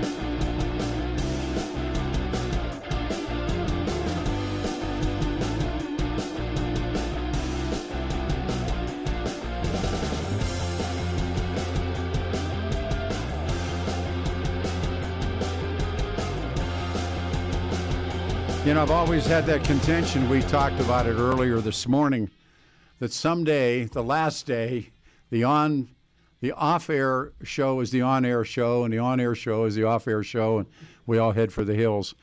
It is Saturday, April the 19th, 2025. It is 11:23, Easter weekend. Peter Boyles on the air everywhere, and 2 minutes past 9, the story behind the Oklahoma City bombing. What a remarkable lineup of friends is in studio. Mike Connors, who is now officially a great friend, and Steffan Tubbs, of course, and now Nathan Chambers is here, who was Judge Mach. What is the best definition I can use to say what Judge Mach assigned you to do? To represent Tim McVeigh in post-conviction matters. Stay close to the mic. All right, so you were in the middle of a story, and then Mike came across, and... Well, just to add on, that the Ben Fenwick article was important for another reason, not just because it did, as Mike said, reveal privileged defense documents, but one important thing was, in this article, it talks about where Tim purchased the fuel oil. And the government didn't know that before this article. And it was identified as being bought at a racetrack in Texas. He was a motorcycle racer. He could have been, yeah. And that's how the government found out. It was racing fuel. Yes, it was. Which increased, I think, I'm not a explosive expert, but I believe that the racing fuel increased the power of the ANFO bomb that regular fuel oil would not have done. What I had read is they were going to use rocket fuel, quote unquote, and they rejected that, and then he went to the racetrack, and he said he was a motorcycle racer, and he bought nitromethane, and he used that. Please continue, because No, I'm good. Go. It's always, not that I'm not even in anybody's league in this room, but how they raise the money, the role of certain other people. I'll ask a question that I ask the other guys. How many people do you think, Nathan, actually knew about this or were involved in this? And we're going to talk about the John Does coming up with Kevin. Do you have any sense of that, or just stay out of it? Well, that's the $1 million question. I guess I would say this. People who've listened to you for a long time, Peter, have heard you a lot of times talk about the difference between knowledge and belief. Absolutely. Okay? Yeah. And I deal with evidence and proof. So were other people involved? Well, I think the place to start that analysis is with this. It is impossible to prove a negative. You can never prove that no one else was involved. You can never prove a negative proposition.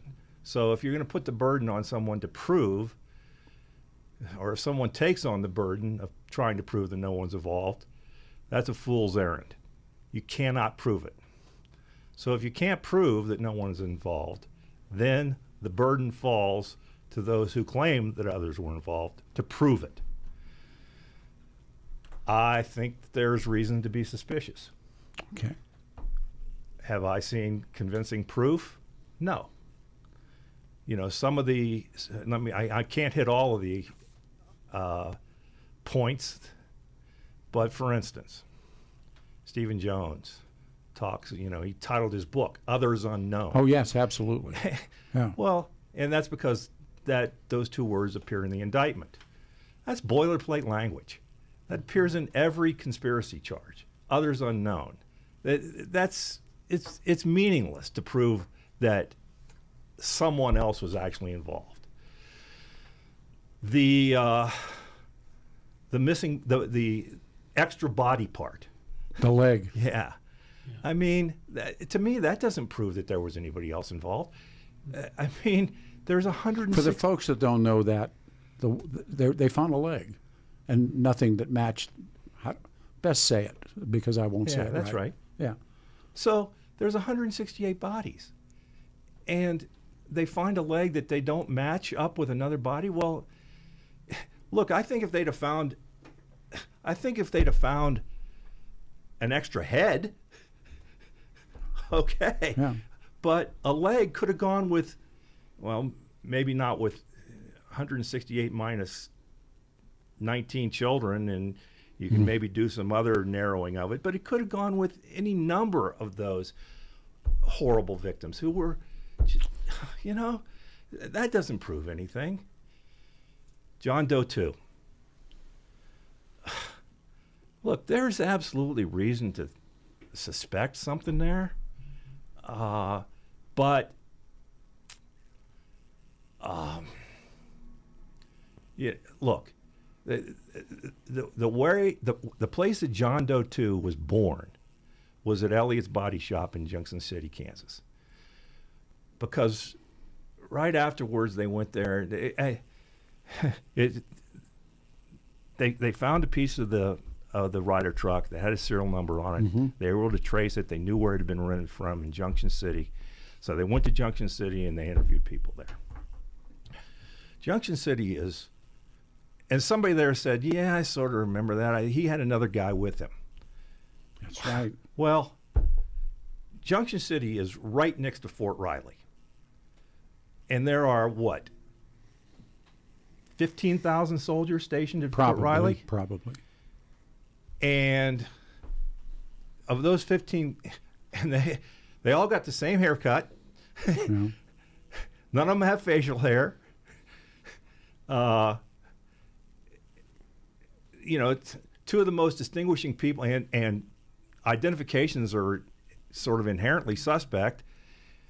You've probably got 1,000 people at Fort Riley who look exactly like John Doe 2.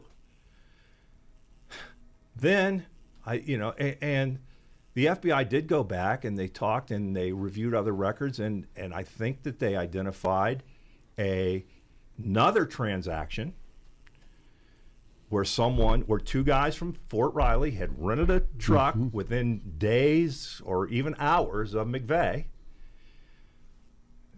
And I think that's where John Doe 2 was born.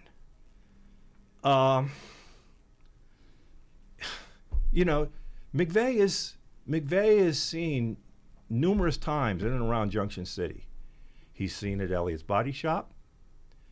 He's seen at the Dreamland Hotel. He's seen when he orders Chinese food. Mm-hmm. There's a video of him in a McDonald's. That's the McDonald's. That's the one. He's by himself. Yeah. He's arrested, or not arrested. He's stopped within an hour. Yep. North of Oklahoma City. He's by himself. The Elohim City piece is really interesting. You know, the connections with Elohim City, with Richard Snell, who was, and Richard Snell had robbed a pawn shop and killed the pawn shop owner, and then in his flight killed a cop, got sentenced to death, and he was executed on April 19th, 1995. Yep. Mm-hmm. And, you know, and Snell had apparently earlier in his life had started to form plans to bomb the Murrah building. He never did it. He decided it was, I don't know what he decided. Decided not to do it, okay? Mm-hmm. Other people at Elohim City are interesting. Andrea Strassmeyer. There's one. Carol Howe, who was a government informant. And the Midwest bank robbers. You know, there have been attempts to. Well, that was the. Excuse me if I could, Peter. I got to reset this. This is a remarkable Saturday morning. Mike Connors is here. Steffan Tubbs is here. You're listening to Nathan Chambers. Kevin Flynn will join us. We're talking about this tragedy some 30 years ago of the bombing of Oklahoma City. One of the things that we started on, and I'd like to come back to, is, and we talked about this last week, was culture and what gives and what rises. And remember in this time frame, and I sort of judged this after Allen Berg's murder, and it starts out with Jimmy Carter shuts off the grain deal with the Soviets. And all of the northern Colorado, southern Colorado, all the farmers and ranchers who were told they called it fence post to fence post, buy new farm equipment, buy all this because the grain deal, the Cargill deal, it's going down, Nixon to Brezhnev. And then the Soviets invade Afghanistan, Jimmy Carter is elected, and he shuts it all down, kills it. These guys are stuck. And that's when all the Posse Comitatus, that's when the Primrose and Cattleman's Gazette, they again do this insanity. The militia rises. Anti-Second Amendment laws passed. Big time. Big time. And it begins to, and then the Clintons get into office.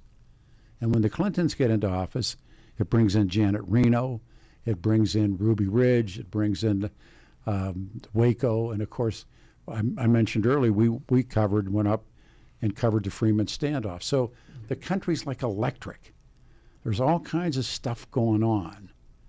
And I remember guys were doing radio shows with us, and they were in the 499th Southern Colorado Light Infantry or whatever the hell it was. I'm going like, and they were there. I mean, they were really, really there.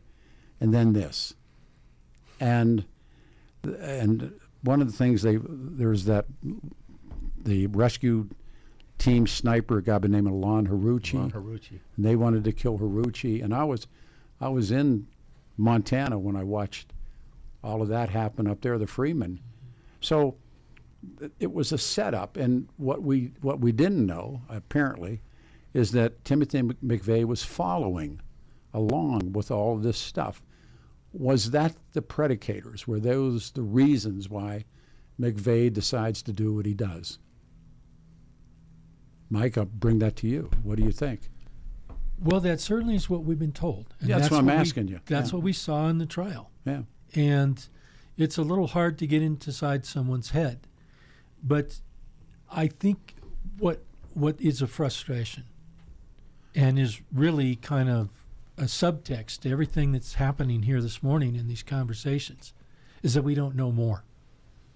And the reason we don't know more is that the case files are not available to the public.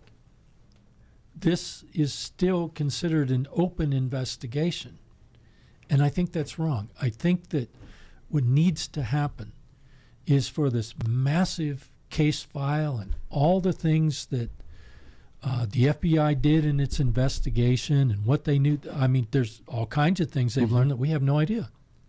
I'd love to see this closed so that the public can see it. And then if they find something, then they can reopen the file or do a special prosecutor. Steffan, you got to. Yeah, I actually have a question for Nathan, and I wonder, respecting the attorney-client privilege even post-death, can you, or how can you say if you feel, did McVeigh feel he got a fair or unfair trial? He agreed with our 2255. Good answer. I love Nathan, man. If I'm in a jam, I'm calling Nathan. Yeah. The one thing, and Nathan, I certainly have known your name for 30 years and your involvement.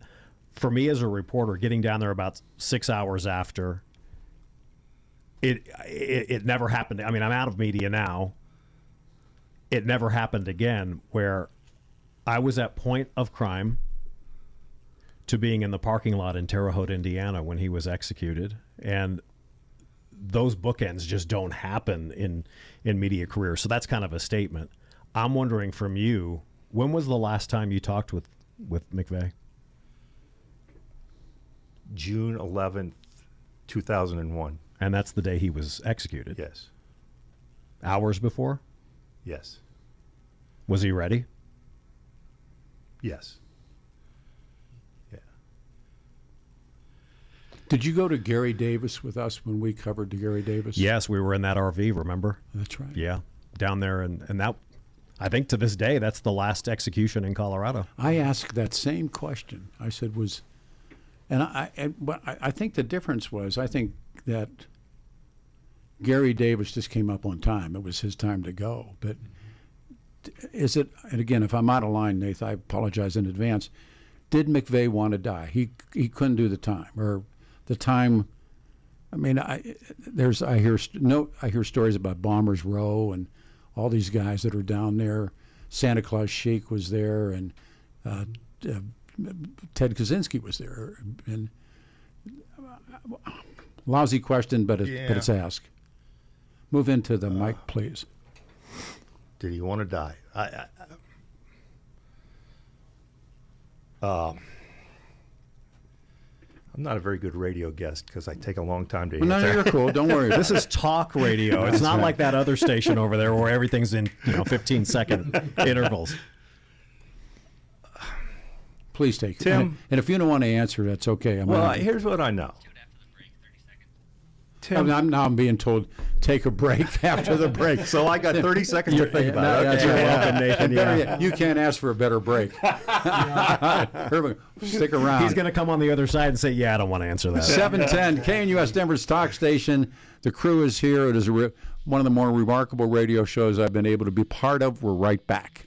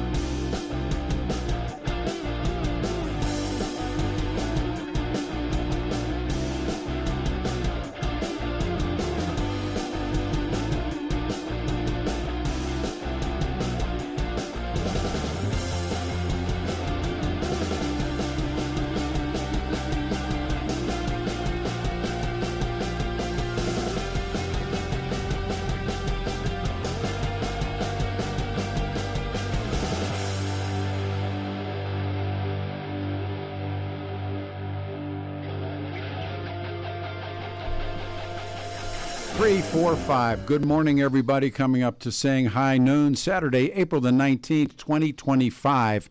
This is 710 KNUS. We are Denver's talk station. It has nothing to do with me. It's the people who are with us this morning making it one of the all-time radio shows. It's Easter weekend, and the weather's going to improve tomorrow. It's been 30 years marking the Oklahoma City bombing. And in studio, and we have one more to go, and that's Kevin Flynn coming up. But we can't get any better than Mike Connors and Steffan Tubbs and Nathan Chambers. It's good to have everybody here. So the question that we were talking about was about Nathan Chambers talking about what he's able to talk about with the end of the life of Timothy McVeigh. I guess all I can say is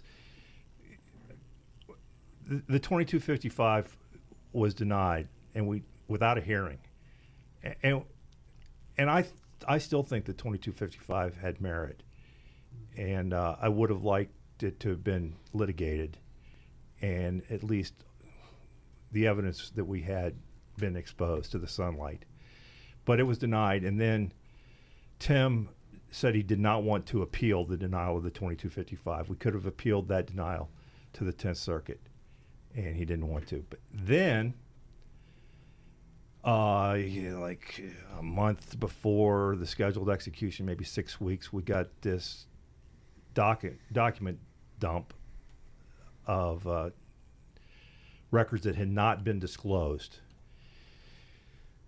They dealt, a lot of them dealt with Elohim City, and so we filed. I can't even remember that. At that point, Rob Nye was back on the case with me, and so at that point we went and we brought back Dick Burr and Chris Critico to the team to help us get through all these documents.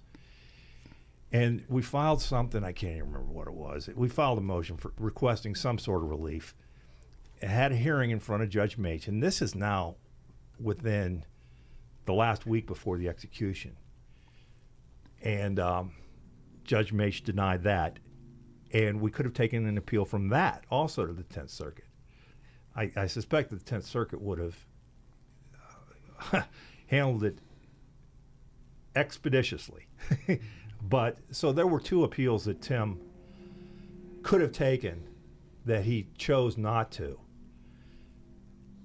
You read into that what you want about what his desires were in terms of living or dying.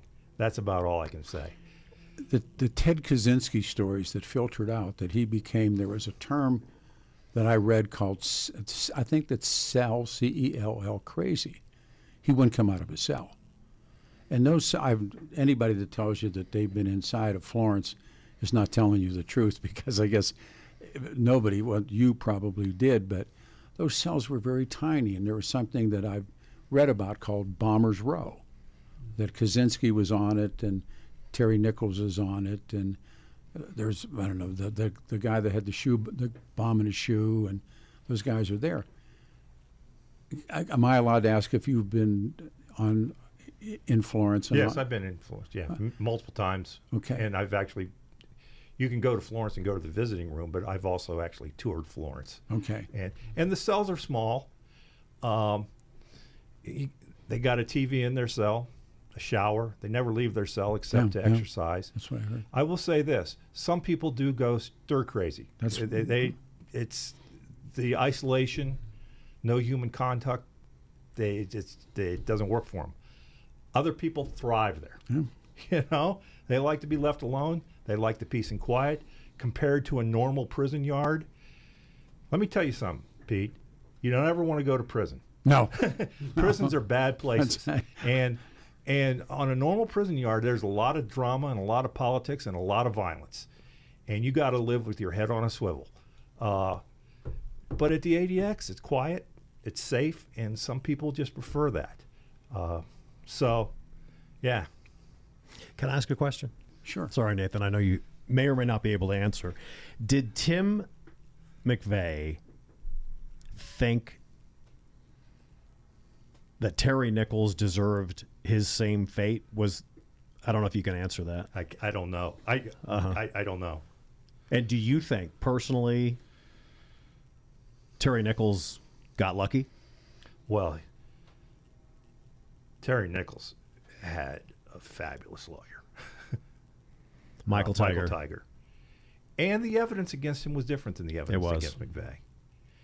You know, I think there was evidence presented even at one point that Nichols attempted to withdraw from the conspiracy, and was persuaded not to, maybe coerced, maybe persuaded, I don't know. Yeah. But the evidence was different against them. Yeah. And you know what's fascinating is he got a life sentence in the United States District Court in Colorado, but then he was tried in Oklahoma. That's right. And he got a life sentence. So I wonder if there was ever any thought, or even in your personal thinking, if McVeigh had a Michael Tiger. Yeah, I mean, I don't. It's a game of. Yeah, I mean it doesn't matter, but the evidence was strong against him. Oh, yeah. I think overwhelming. Yeah. Something. Yeah, I see you wanted to say something. Grab the mic, if you would, please. I'm grabbing the microphone out of Steffan Tubbs' hands. It's all right. Never going to happen again. Me, I'm not sure. Never going to happen again. What would you, please? Well, the thing that I see is that there were problems. You know, you're on a jury, and you got to be convinced, especially if you're going to say death penalty. And It was a death case. Yeah. And so with Nichols, as I pointed out earlier, there were problems with some serial numbers that shouldn't have been presented. The but there were guns. also there was an FBI agent that was caught red-handed lying. No. Yes. Oh, yeah. Look at him. Tell the story. I love Chambers, man. Tell the story. He may be better at comedy than the three of us. No, why? Gotta watch that. How was he lying?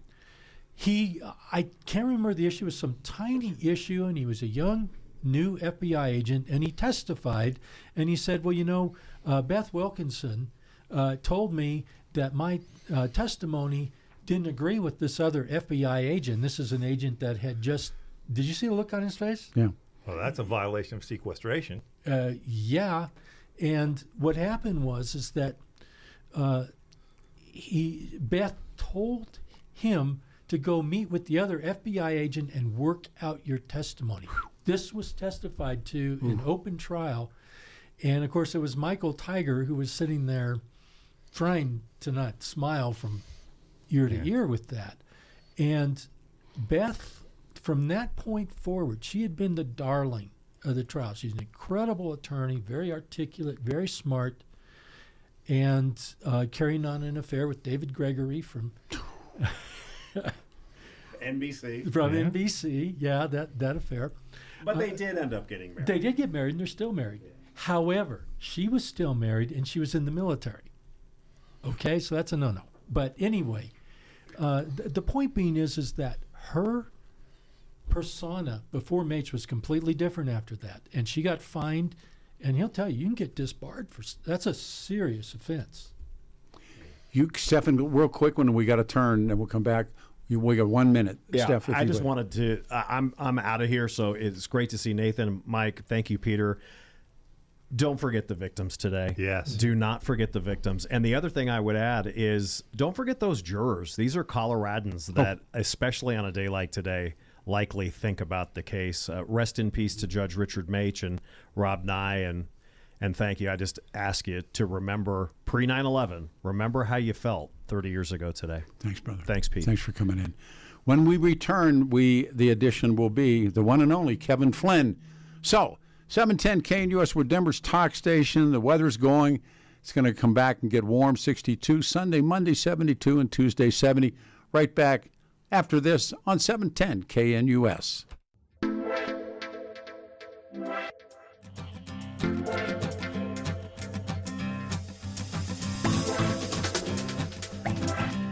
There's a man going round taking names, decides who to free and who to blame. Everybody won't be treated all the same. There'll be a golden ladder reaching down when the man comes around.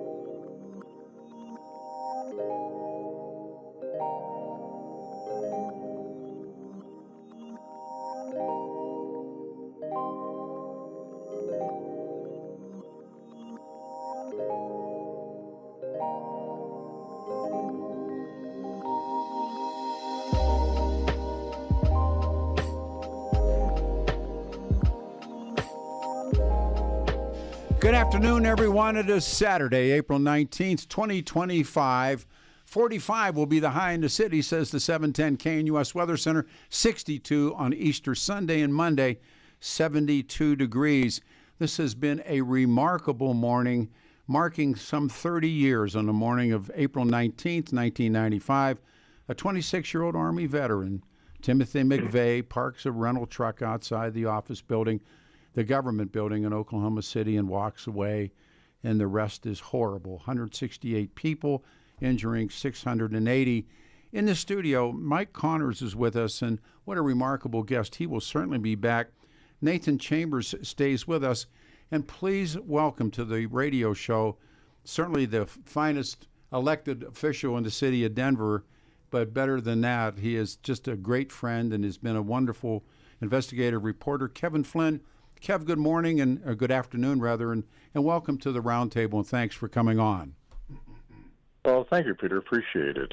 I got the note from you. Perhaps you would like to announce who we lost last week, if you would, please.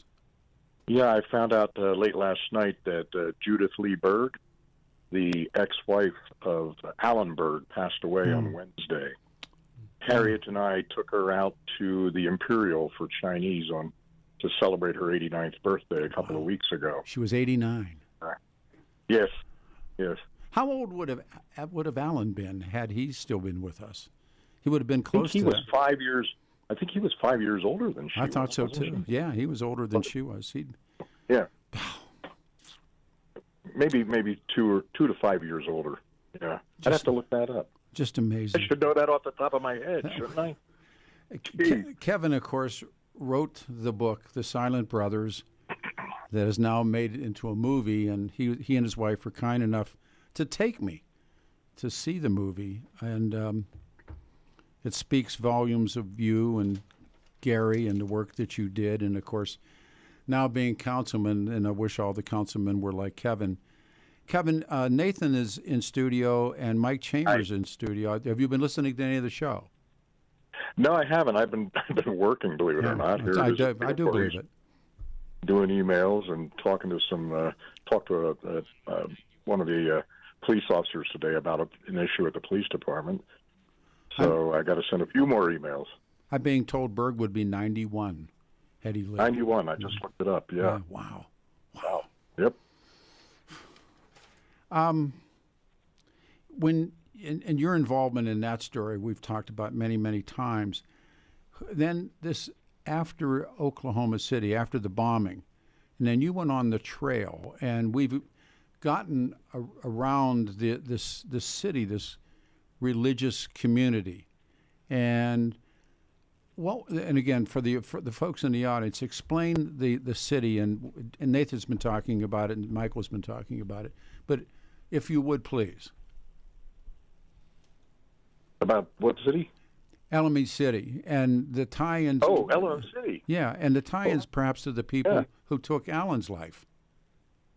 Yeah, there were some of the folks who were involved in the order, of course, were captured near there at the Covenant Sword and Arm of the Lord compound, which was allied with Elohim City over in Oklahoma. The CSA was over in Arkansas. Gary Gerhardt and I, my co-author, we were, stomping around the grounds there at CSA long after the raid, long after it was closed. We got to see their Silhouette City and kind of get the lay of the land. They like to be near state borders. The CSA camp was near. What's the name of the lake there? It's near Three Brothers, Arkansas, and it was right on the border with Missouri. And then Elohim City, of course, was very close to the border with Oklahoma and Arkansas. And there was a time when, this is a story that I ran with my co-author at the Rocky Mountain News, Lou Kilzer, the late Lou Kilzer. He passed away about a year ago. And there was a real estate office down in Arkansas where the realtor and his staff claimed that Tim McVeigh and Terry Nichols and a third guy named Robert Jacks came in to look at a property that was for sale, and it was near it was right on the road to El City. And the FBI interviewed them after the bombing, because the FBI was at the time, and may still be, looking to identify who the heck was Robert Jacks. It's one of the untold stories about the Oklahoma City bombing. They did they put the woman in the office under hypnosis. They did a FBI sketch of the person, and it looked very much like the John Doe 2 that they were looking for from the body shop, Elliott's Body Shop up in Junction City, Kansas. So I believe there's still a lot of unanswered questions about just what happened 30 years ago. What is the principal question or questions that you have surrounding it? Again, with Nathan here and Mike here, and they can jump in anytime they will, please. What are the principal and unanswered questions? I think my number one question is to get a firm identification on the 169th victim, because we say there were 168, but the last time I checked was only a few years ago, but the Oklahoma City medical examiner at the time still had a left leg that was recovered from the debris that, to my knowledge, they had not yet identified as belonging to any of the victims. And so we say there were 168 victims who were killed, but they still had this left leg. They were not able to tie it to any of the victims, to my knowledge. That's my number one question. I submitted to my agent back in after the bombing. I submitted a book proposal, the 10 most interesting unanswered questions of the bombing that I wanted to explore, and that was number one. Of course, the search for John Doe 2 was high on the list as well. I'm not persuaded that there was not a John Doe 2 who was traveling with McVeigh and Nichols. I know that McVeigh denied it. He kind of wanted to claim all the glory for himself. And Michael, you've said that too. That yeah. I got to turn Mike him up, would you please? Yeah, go ahead. Yeah. He definitely wanted the glory for himself, but I think he also, there was that book that he was interviewed for, and in that book, if you look at it, he's basically making sure that there's a case against anybody else. It's always, I did this and I did that. And I think he was trying to make sure that nobody else would be named. And then you've got Terry Nichols, who, of course, later on wanted to talk to Ashcroft.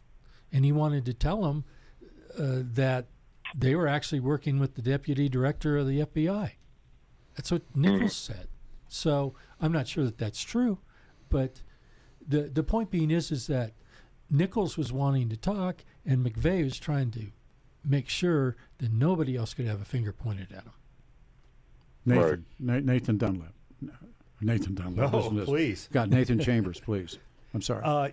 Just a couple comments on Kevin and on his on what he said, and I thought it was interesting the way you phrased it, Kevin, when you said, in talking about John Doe 2, you said, "I'm not persuaded that there was not a John Doe 2." And you can never be persuaded of that because it's a negative. You can't prove a negative. Right. And that's why earlier in the conversation I was saying the burden of proof is on those who claim there was a John Doe 2, because you can't prove that there wasn't. And I readily admit that there are reasons to suspect that there may have been a John Doe 2. And it really goes back to the conversation we were having in the last hour about whether there were others involved. And the way I look at that is the burden of proof is on those who say there was. And it's, as Peter, as you always say, there's a difference between belief and knowledge. You can believe that there are others involved, but can you prove it?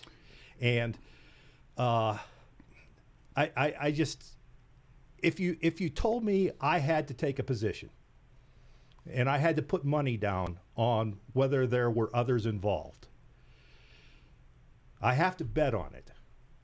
I would say no, there were not others involved. but I would not bet very much money.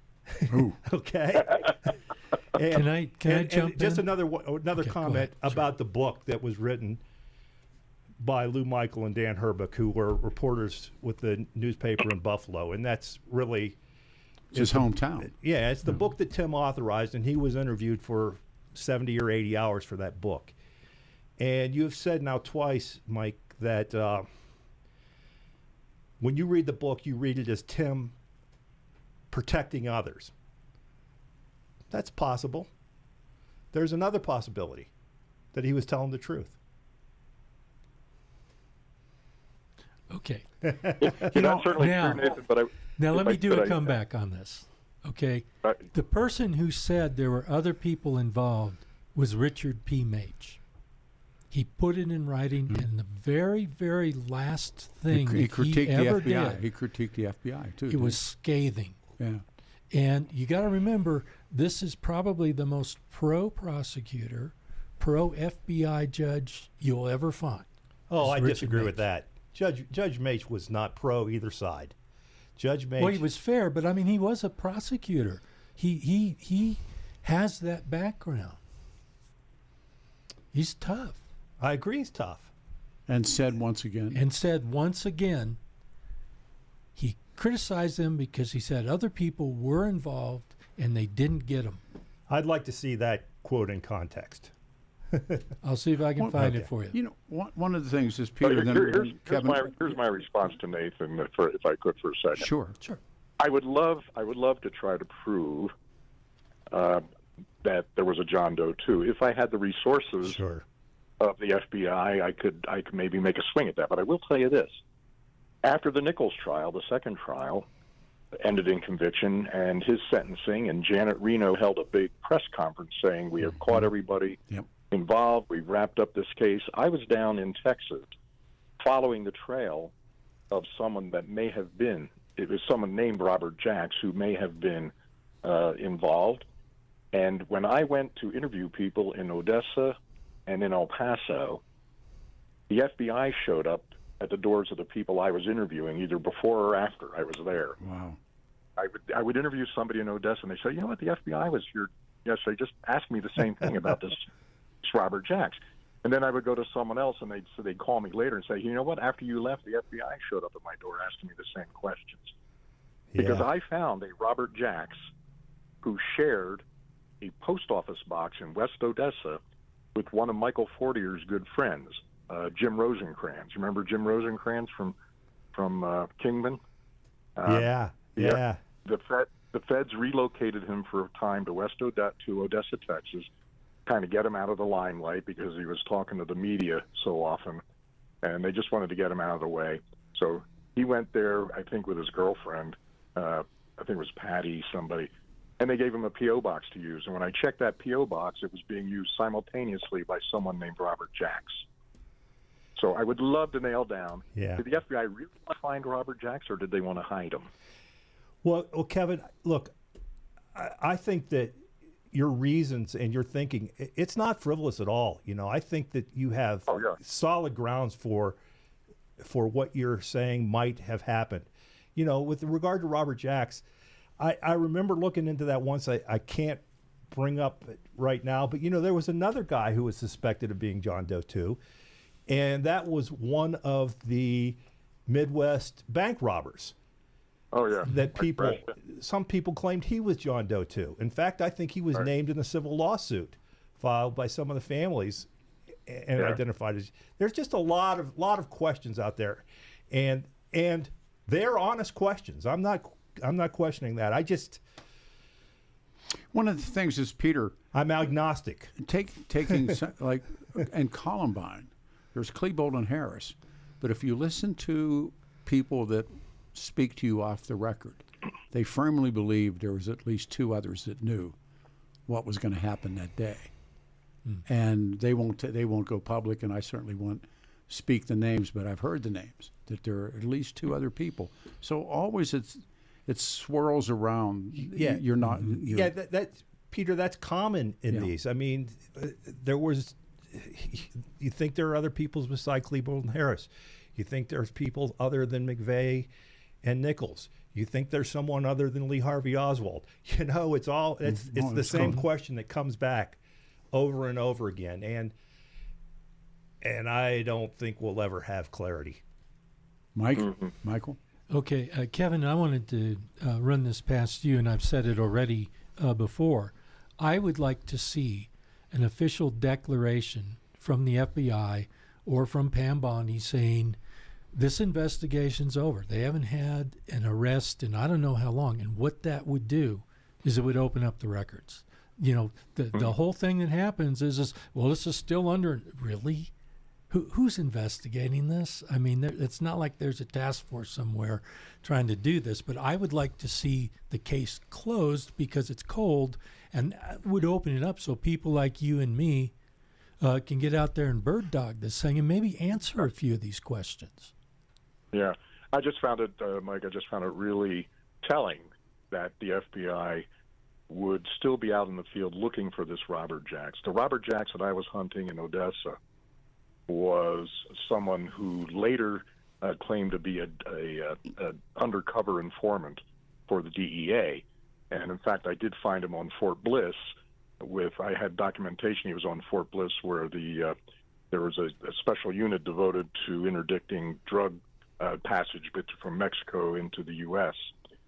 And he flashed a badge at the bar where he used to hang out in Odessa. I interviewed the bartender and his buddies there. Why are you grinning? I worked for the DEA. These are great stories. And what would the public think if it turned out? And I'm just speculation. I'm not saying this is true, okay?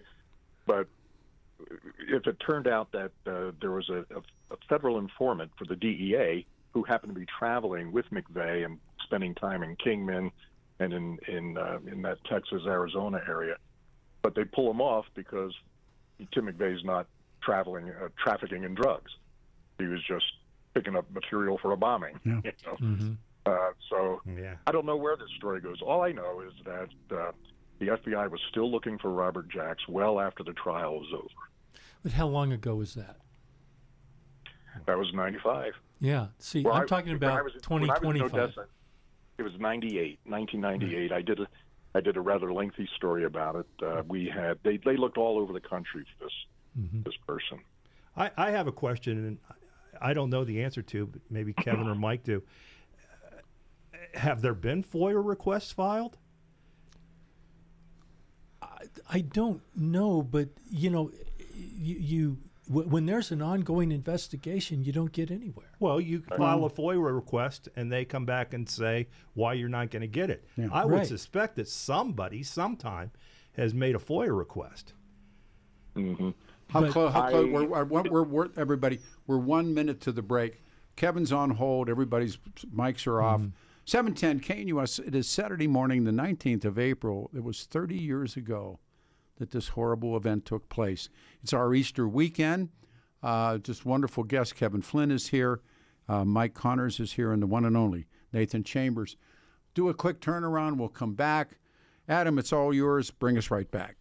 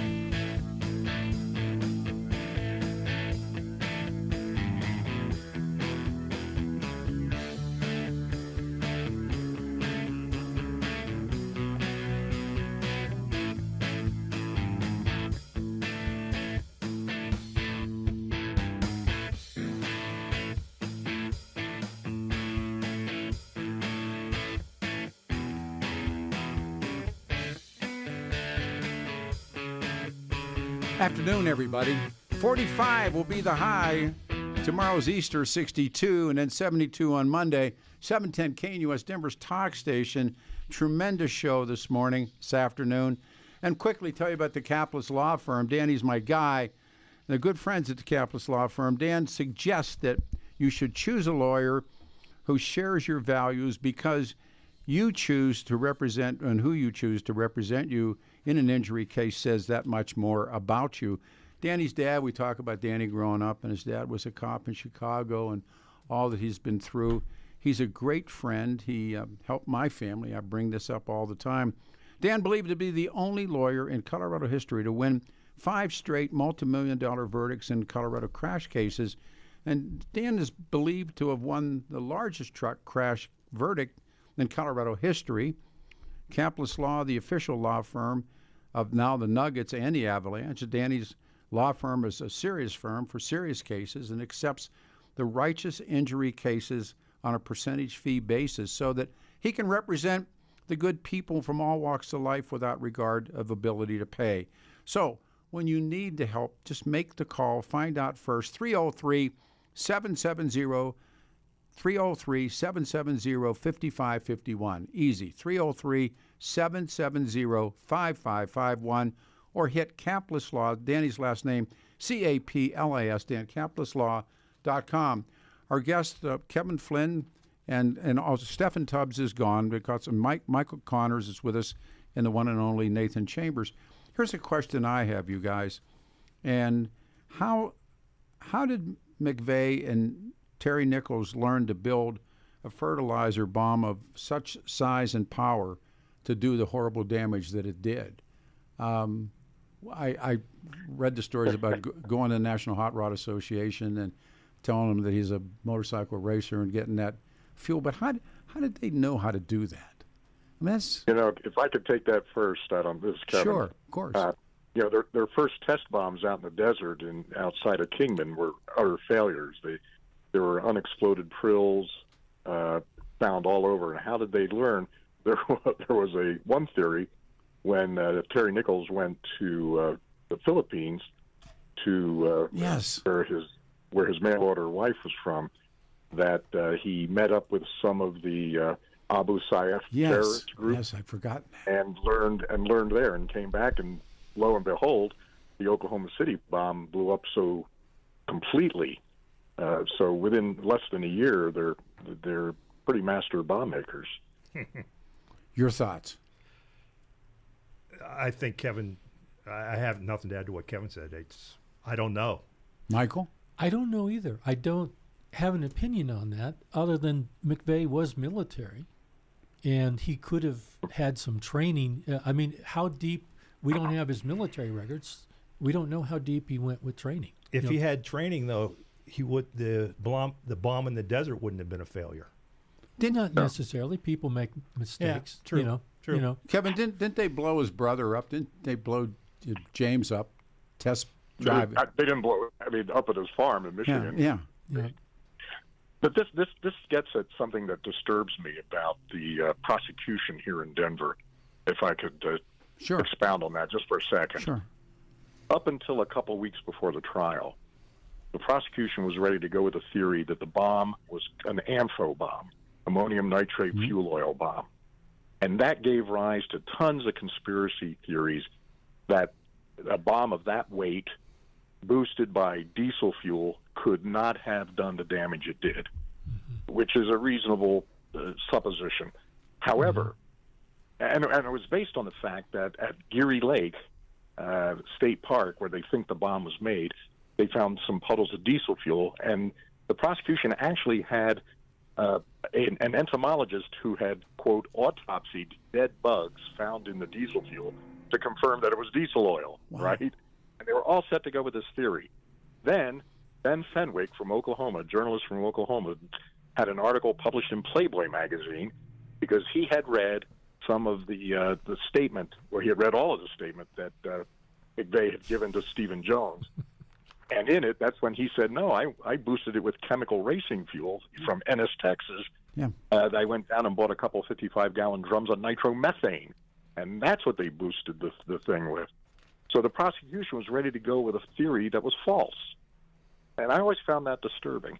But of course, they rearranged the whole, the whole story about how the bomb was made and what it was made from. And of course, 5,000 or whatever the weight of the bomb was, with all those drums in the back of the truck, could have then, boosted with nitromethane, done the damage that it did. But there are still conspiracy theories about it because people believe it was an ANFO bomb, and it was not. Michael. Kevin, there's a very interesting thing happened at one of the first pre-trial hearings, and I covered all of them. And there was testimony that the bomb squad was at the Murrah building removing a bomb at the time that Tim McVeigh blew up his bomb. And I heard that, and as soon as I heard it, I ran to the telephones. We didn't have cell phones back then.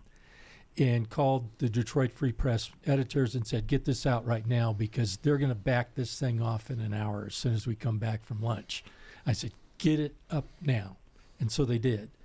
And when we came back, of course, they said, oh, we didn't mean that. Somehow we were mistaken. And this was the prosecutors. It wasn't a witness saying, it was the prosecutors presenting this information and realizing, oh, my God, we said something that does not fit our case. Now, I'm not saying that the bomb squad was there, but there are issues as to why there weren't more tapes available. Wasn't there a tape somewhere of McVeigh pulling up with the Ryder truck and getting out? And there are some issues with tapes, and there's some testimony by the guy who copied all the tapes for the FBI saying he copied 400 tapes and the tapes then disappeared. So there may be some aspects of the evidence that would be very helpful for understanding this. I don't know how we'll ever get to it, but it would be really something if we can nail that down one way or the other. Nathan. Kevin, you're absolutely right. And we talked about this briefly in the previous hour, that the government did not know about the racing fuel until the Ben Fenwick article appeared in Playboy on the eve of trial, a couple weeks before trial.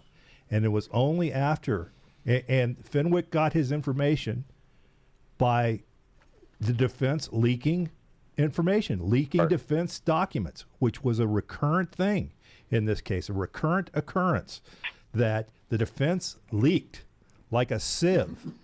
And based upon the Fenwick article, the government was able to sort of close that circle, and they found the racing fuel. They found the receipt for it. The receipt was entered into evidence.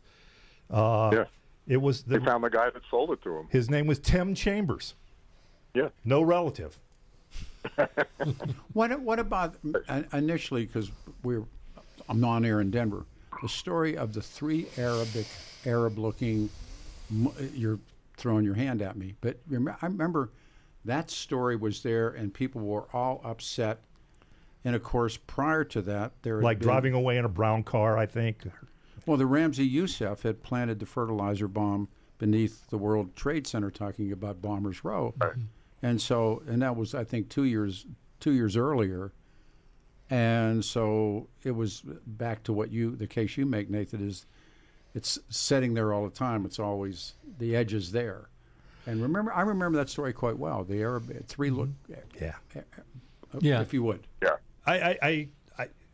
I don't know what to add to what you said. I mean, I think that I remember very clearly where I was when I heard about the Oklahoma City bombing on 30 years ago today. And I think everybody's initial reaction was that this was an act of foreign terrorism. Oh, absolutely. And that's what everybody thought. Not you, Kevin? Go ahead. Yeah, go ahead and finish. But no, that's about it. And I've seen these stories of the Arab-looking people at the scene at the time. That's interesting. It doesn't prove anything to me. Well, that's surely what most people thought, because we saw it out in the media until McVeigh's arrest was announced. Yeah. But at the time, I first saw the bombing on a news show. It might have been CNN, playing on a TV out at Denver International Airport, which had just opened like a month and a half earlier. And I was out there on Concourse A, sitting and having a lunch with a guy from United Airlines, talking about the opening of the airport and everything. That's a story I covered for forever. And we're sitting there at the Quiznos on Concourse A, and we see this bombing.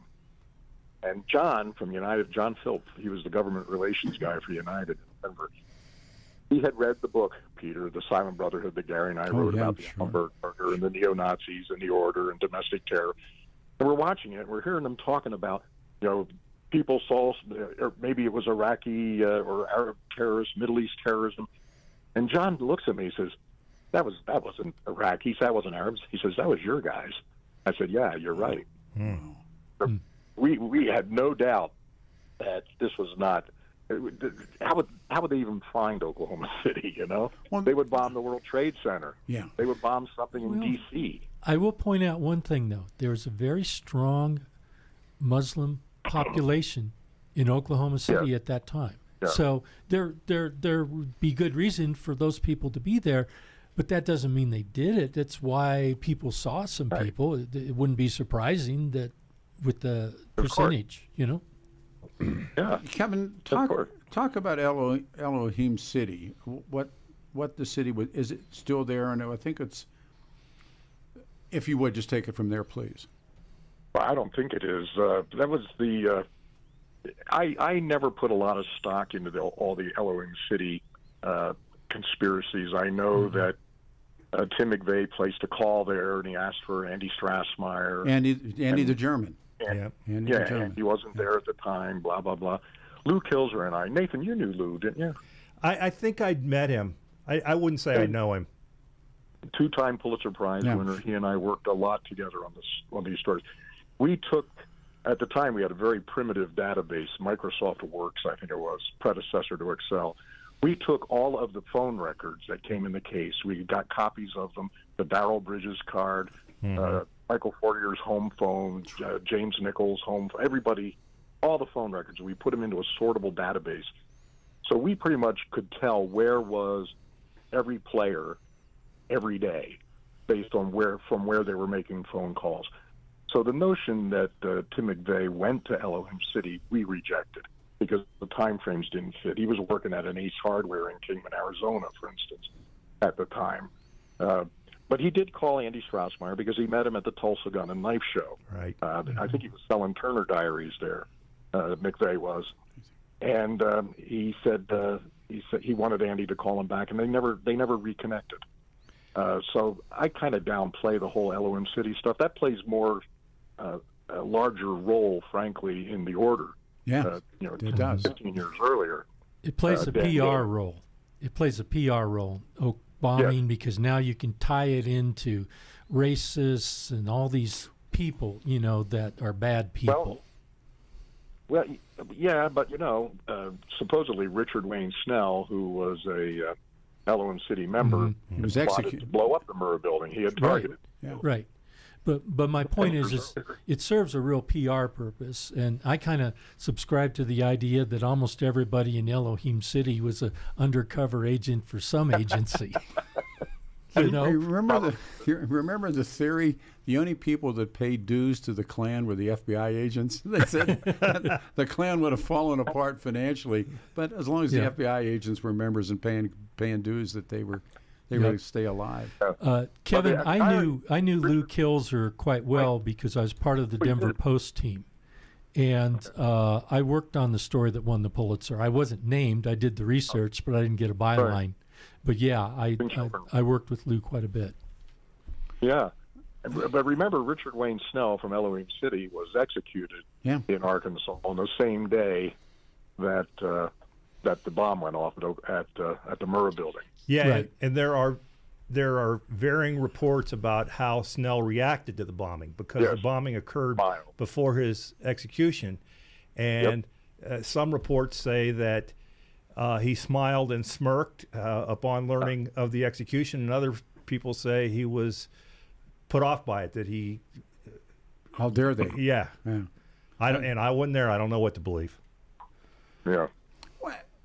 I'm going to set a question up. We have a break coming in about a minute and a half because we're coming up to the tail of the show.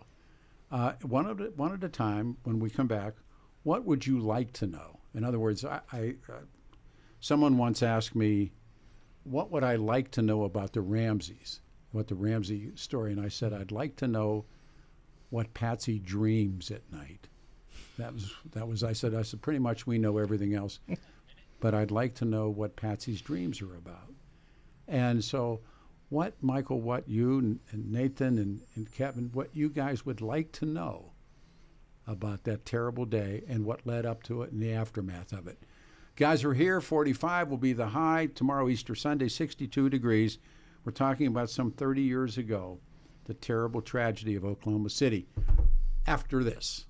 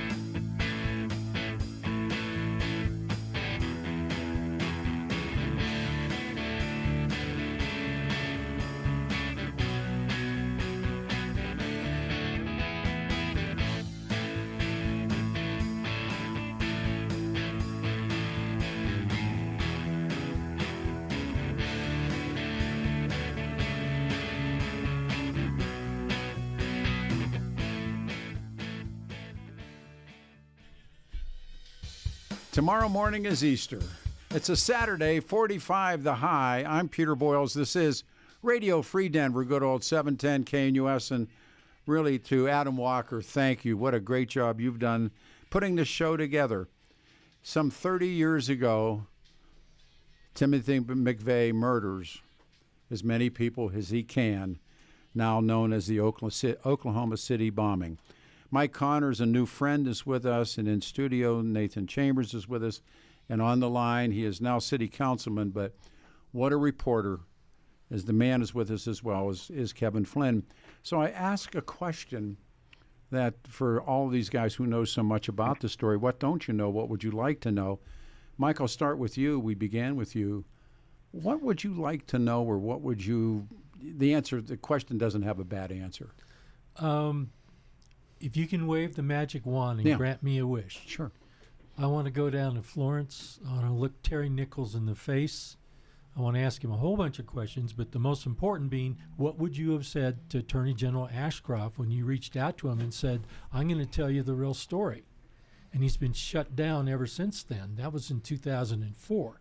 Now, Terry may be in such bad shape he can't talk, or who knows? Who knows what his condition is? But that would be my wish, would be to sit down with that guy and talk to him. And he knows who I am because his mom sat next to me every day in trial. So he knows who I am. And you would like to know again? I would like to know what he wanted to tell about the Oklahoma City bombing, that he said he would only talk to Attorney General Ashcroft. He didn't trust anybody else. That's why I tell people to read that book, Chaos. That's why they never got Jack Ruby in front of the Warren Commission. It's kind of the same thing, isn't it? Same thing, very much so. Yeah. Brother. Well, Tim was executed on June 11th, 2001. And I would like to know how Tim would have reacted if he'd have lived 3 more months.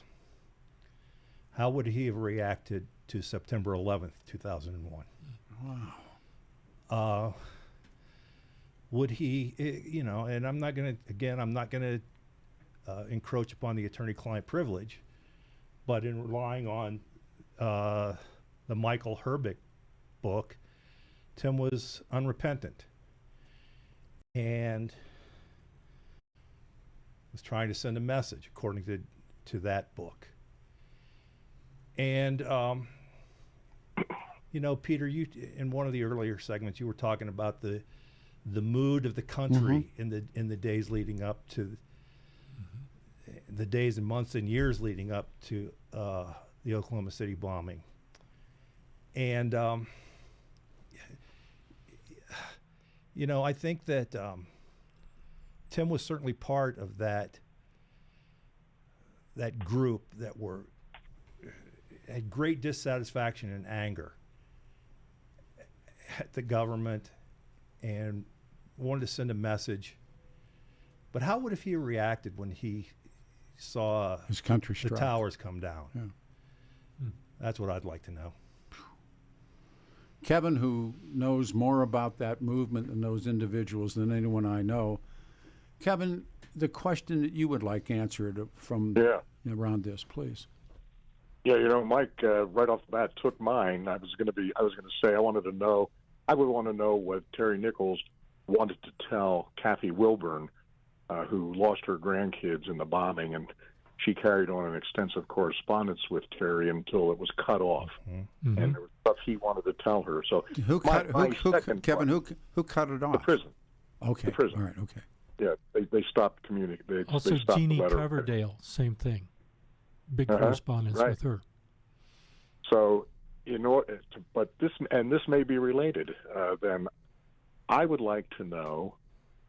I would like to meet the Robert Jacks from Odessa, Texas, who claimed he was at the DEA, except I can't because he was killed in an oil field accident in West Texas. Tore off his left arm, but the arm with the tattoo that could have been identified him as maybe the John Doe 2 who had a tattoo on his left arm. All I can say is when I was in Odessa and I tracked down his girlfriend, and showed him the picture of the Robert Jacks who was traveling with McVeigh and Nichols at the real estate office in Cassville, Missouri. I said it was Arkansas, but it was actually Cassville, Missouri. Yeah. When I showed her that picture, she said, "Yeah, that's him. What's he done now?" Mm. And so I would love to know from this Robert Jacks, were you traveling with McVeigh during the time he was acquiring the bomb materials, and you got pulled off by the DEA because he wasn't drug trafficking? That's what I'd like to know. Did he think of himself as Earl Turner? Did he? He did the same thing. Absolutely. Mm-hmm. Was he Earl Turner rides again? Someone once said. Yeah. He thought he was. Yep. You're talking about, of course, about the Turner Diary. Right. Jim Turner, I think. No, Earl Turner. Was it Earl? Earl Turner. Okay, I said, right. I missaid. But he blows up a federal building as part of the path to a race war where all the non-white people were killed. That's the end of the Turner Diaries. Mm-hmm. And the parallel to Oklahoma City bombing is obvious. Mm-hmm. And except that the result was the aftermath But, was very different in Turner Diaries. And interestingly enough, back to this book Chaos. Can I just say something? Oh, certainly, of course. Let me expand on what I was saying. The aftermath was different, to the extent, and I don't know if it's true, that Tim thought he was going to spark the same sort of reaction that Earl Turner did. I think the exact opposite occurred. I think that a lot of the people who were somewhat involved with the militia movement and that sort of activity were turned off by Oklahoma City, and like, I want nothing to do with this. Kev? I would agree with that to an extent, but the same thing happened after the Order prosecution. That's right. It got tamped down for a while, but then it just comes right back. And that's why I have this thing about Stephen King monsters. They don't die. They simply return in another form. But today we have a DEI, FBI, that you can't go complain to your school board without somehow that might possibly be some sort of federal offense. Anybody have last comments? No, I'm done. Michael, last comment. My only comment is, Peter, it's nice to meet you after all these years of being in Denver media. Oh, my gosh. You're just a welcome guest. Cowboys die in their boots. Keep that microphone open. Yeah. My last word is to Kevin: continue to be the voice of sanity there. He truly is. I mean, I'm telling you what. I've only contributed to two people running for office: Kevin Flynn and Tom Tancredo. That's the only two people I've ever given money to, but this is a remarkable. Kevin's kind of choking on that one. No, no. I was going to say now I got to live that one down. No, he may be up for re-election. I'm term limited. He's out. You're term limited. It breaks my heart because now he's. My last word, Peter, is I think that I am resigned to the fact that some things will never be known, but that doesn't mean you don't keep looking. Nobody better. Everybody, this has been a remarkable show. Special thanks to Steffan, who's had to leave us. It's about time you and I do radio together all the years we've been friends. And it's about the time that Mike, I got to meet Mike, and Kevin and I go back for so many years and so many things we've done together. Say Happy Easter to everybody and Passover. And we're going to have a good weekend. Sun's coming back out and all's well. We're back here next week. Do it again. I don't know what we're going to do to try and top this, but we got a bunch of things like, if we can do this Chaos book, I'm telling you, this book floored me, and it's about the Manson stuff. And thank you for the pictures. We'll get them all up. You ready, kid? All right, let's get us out of here. I'll see you next Saturday morning.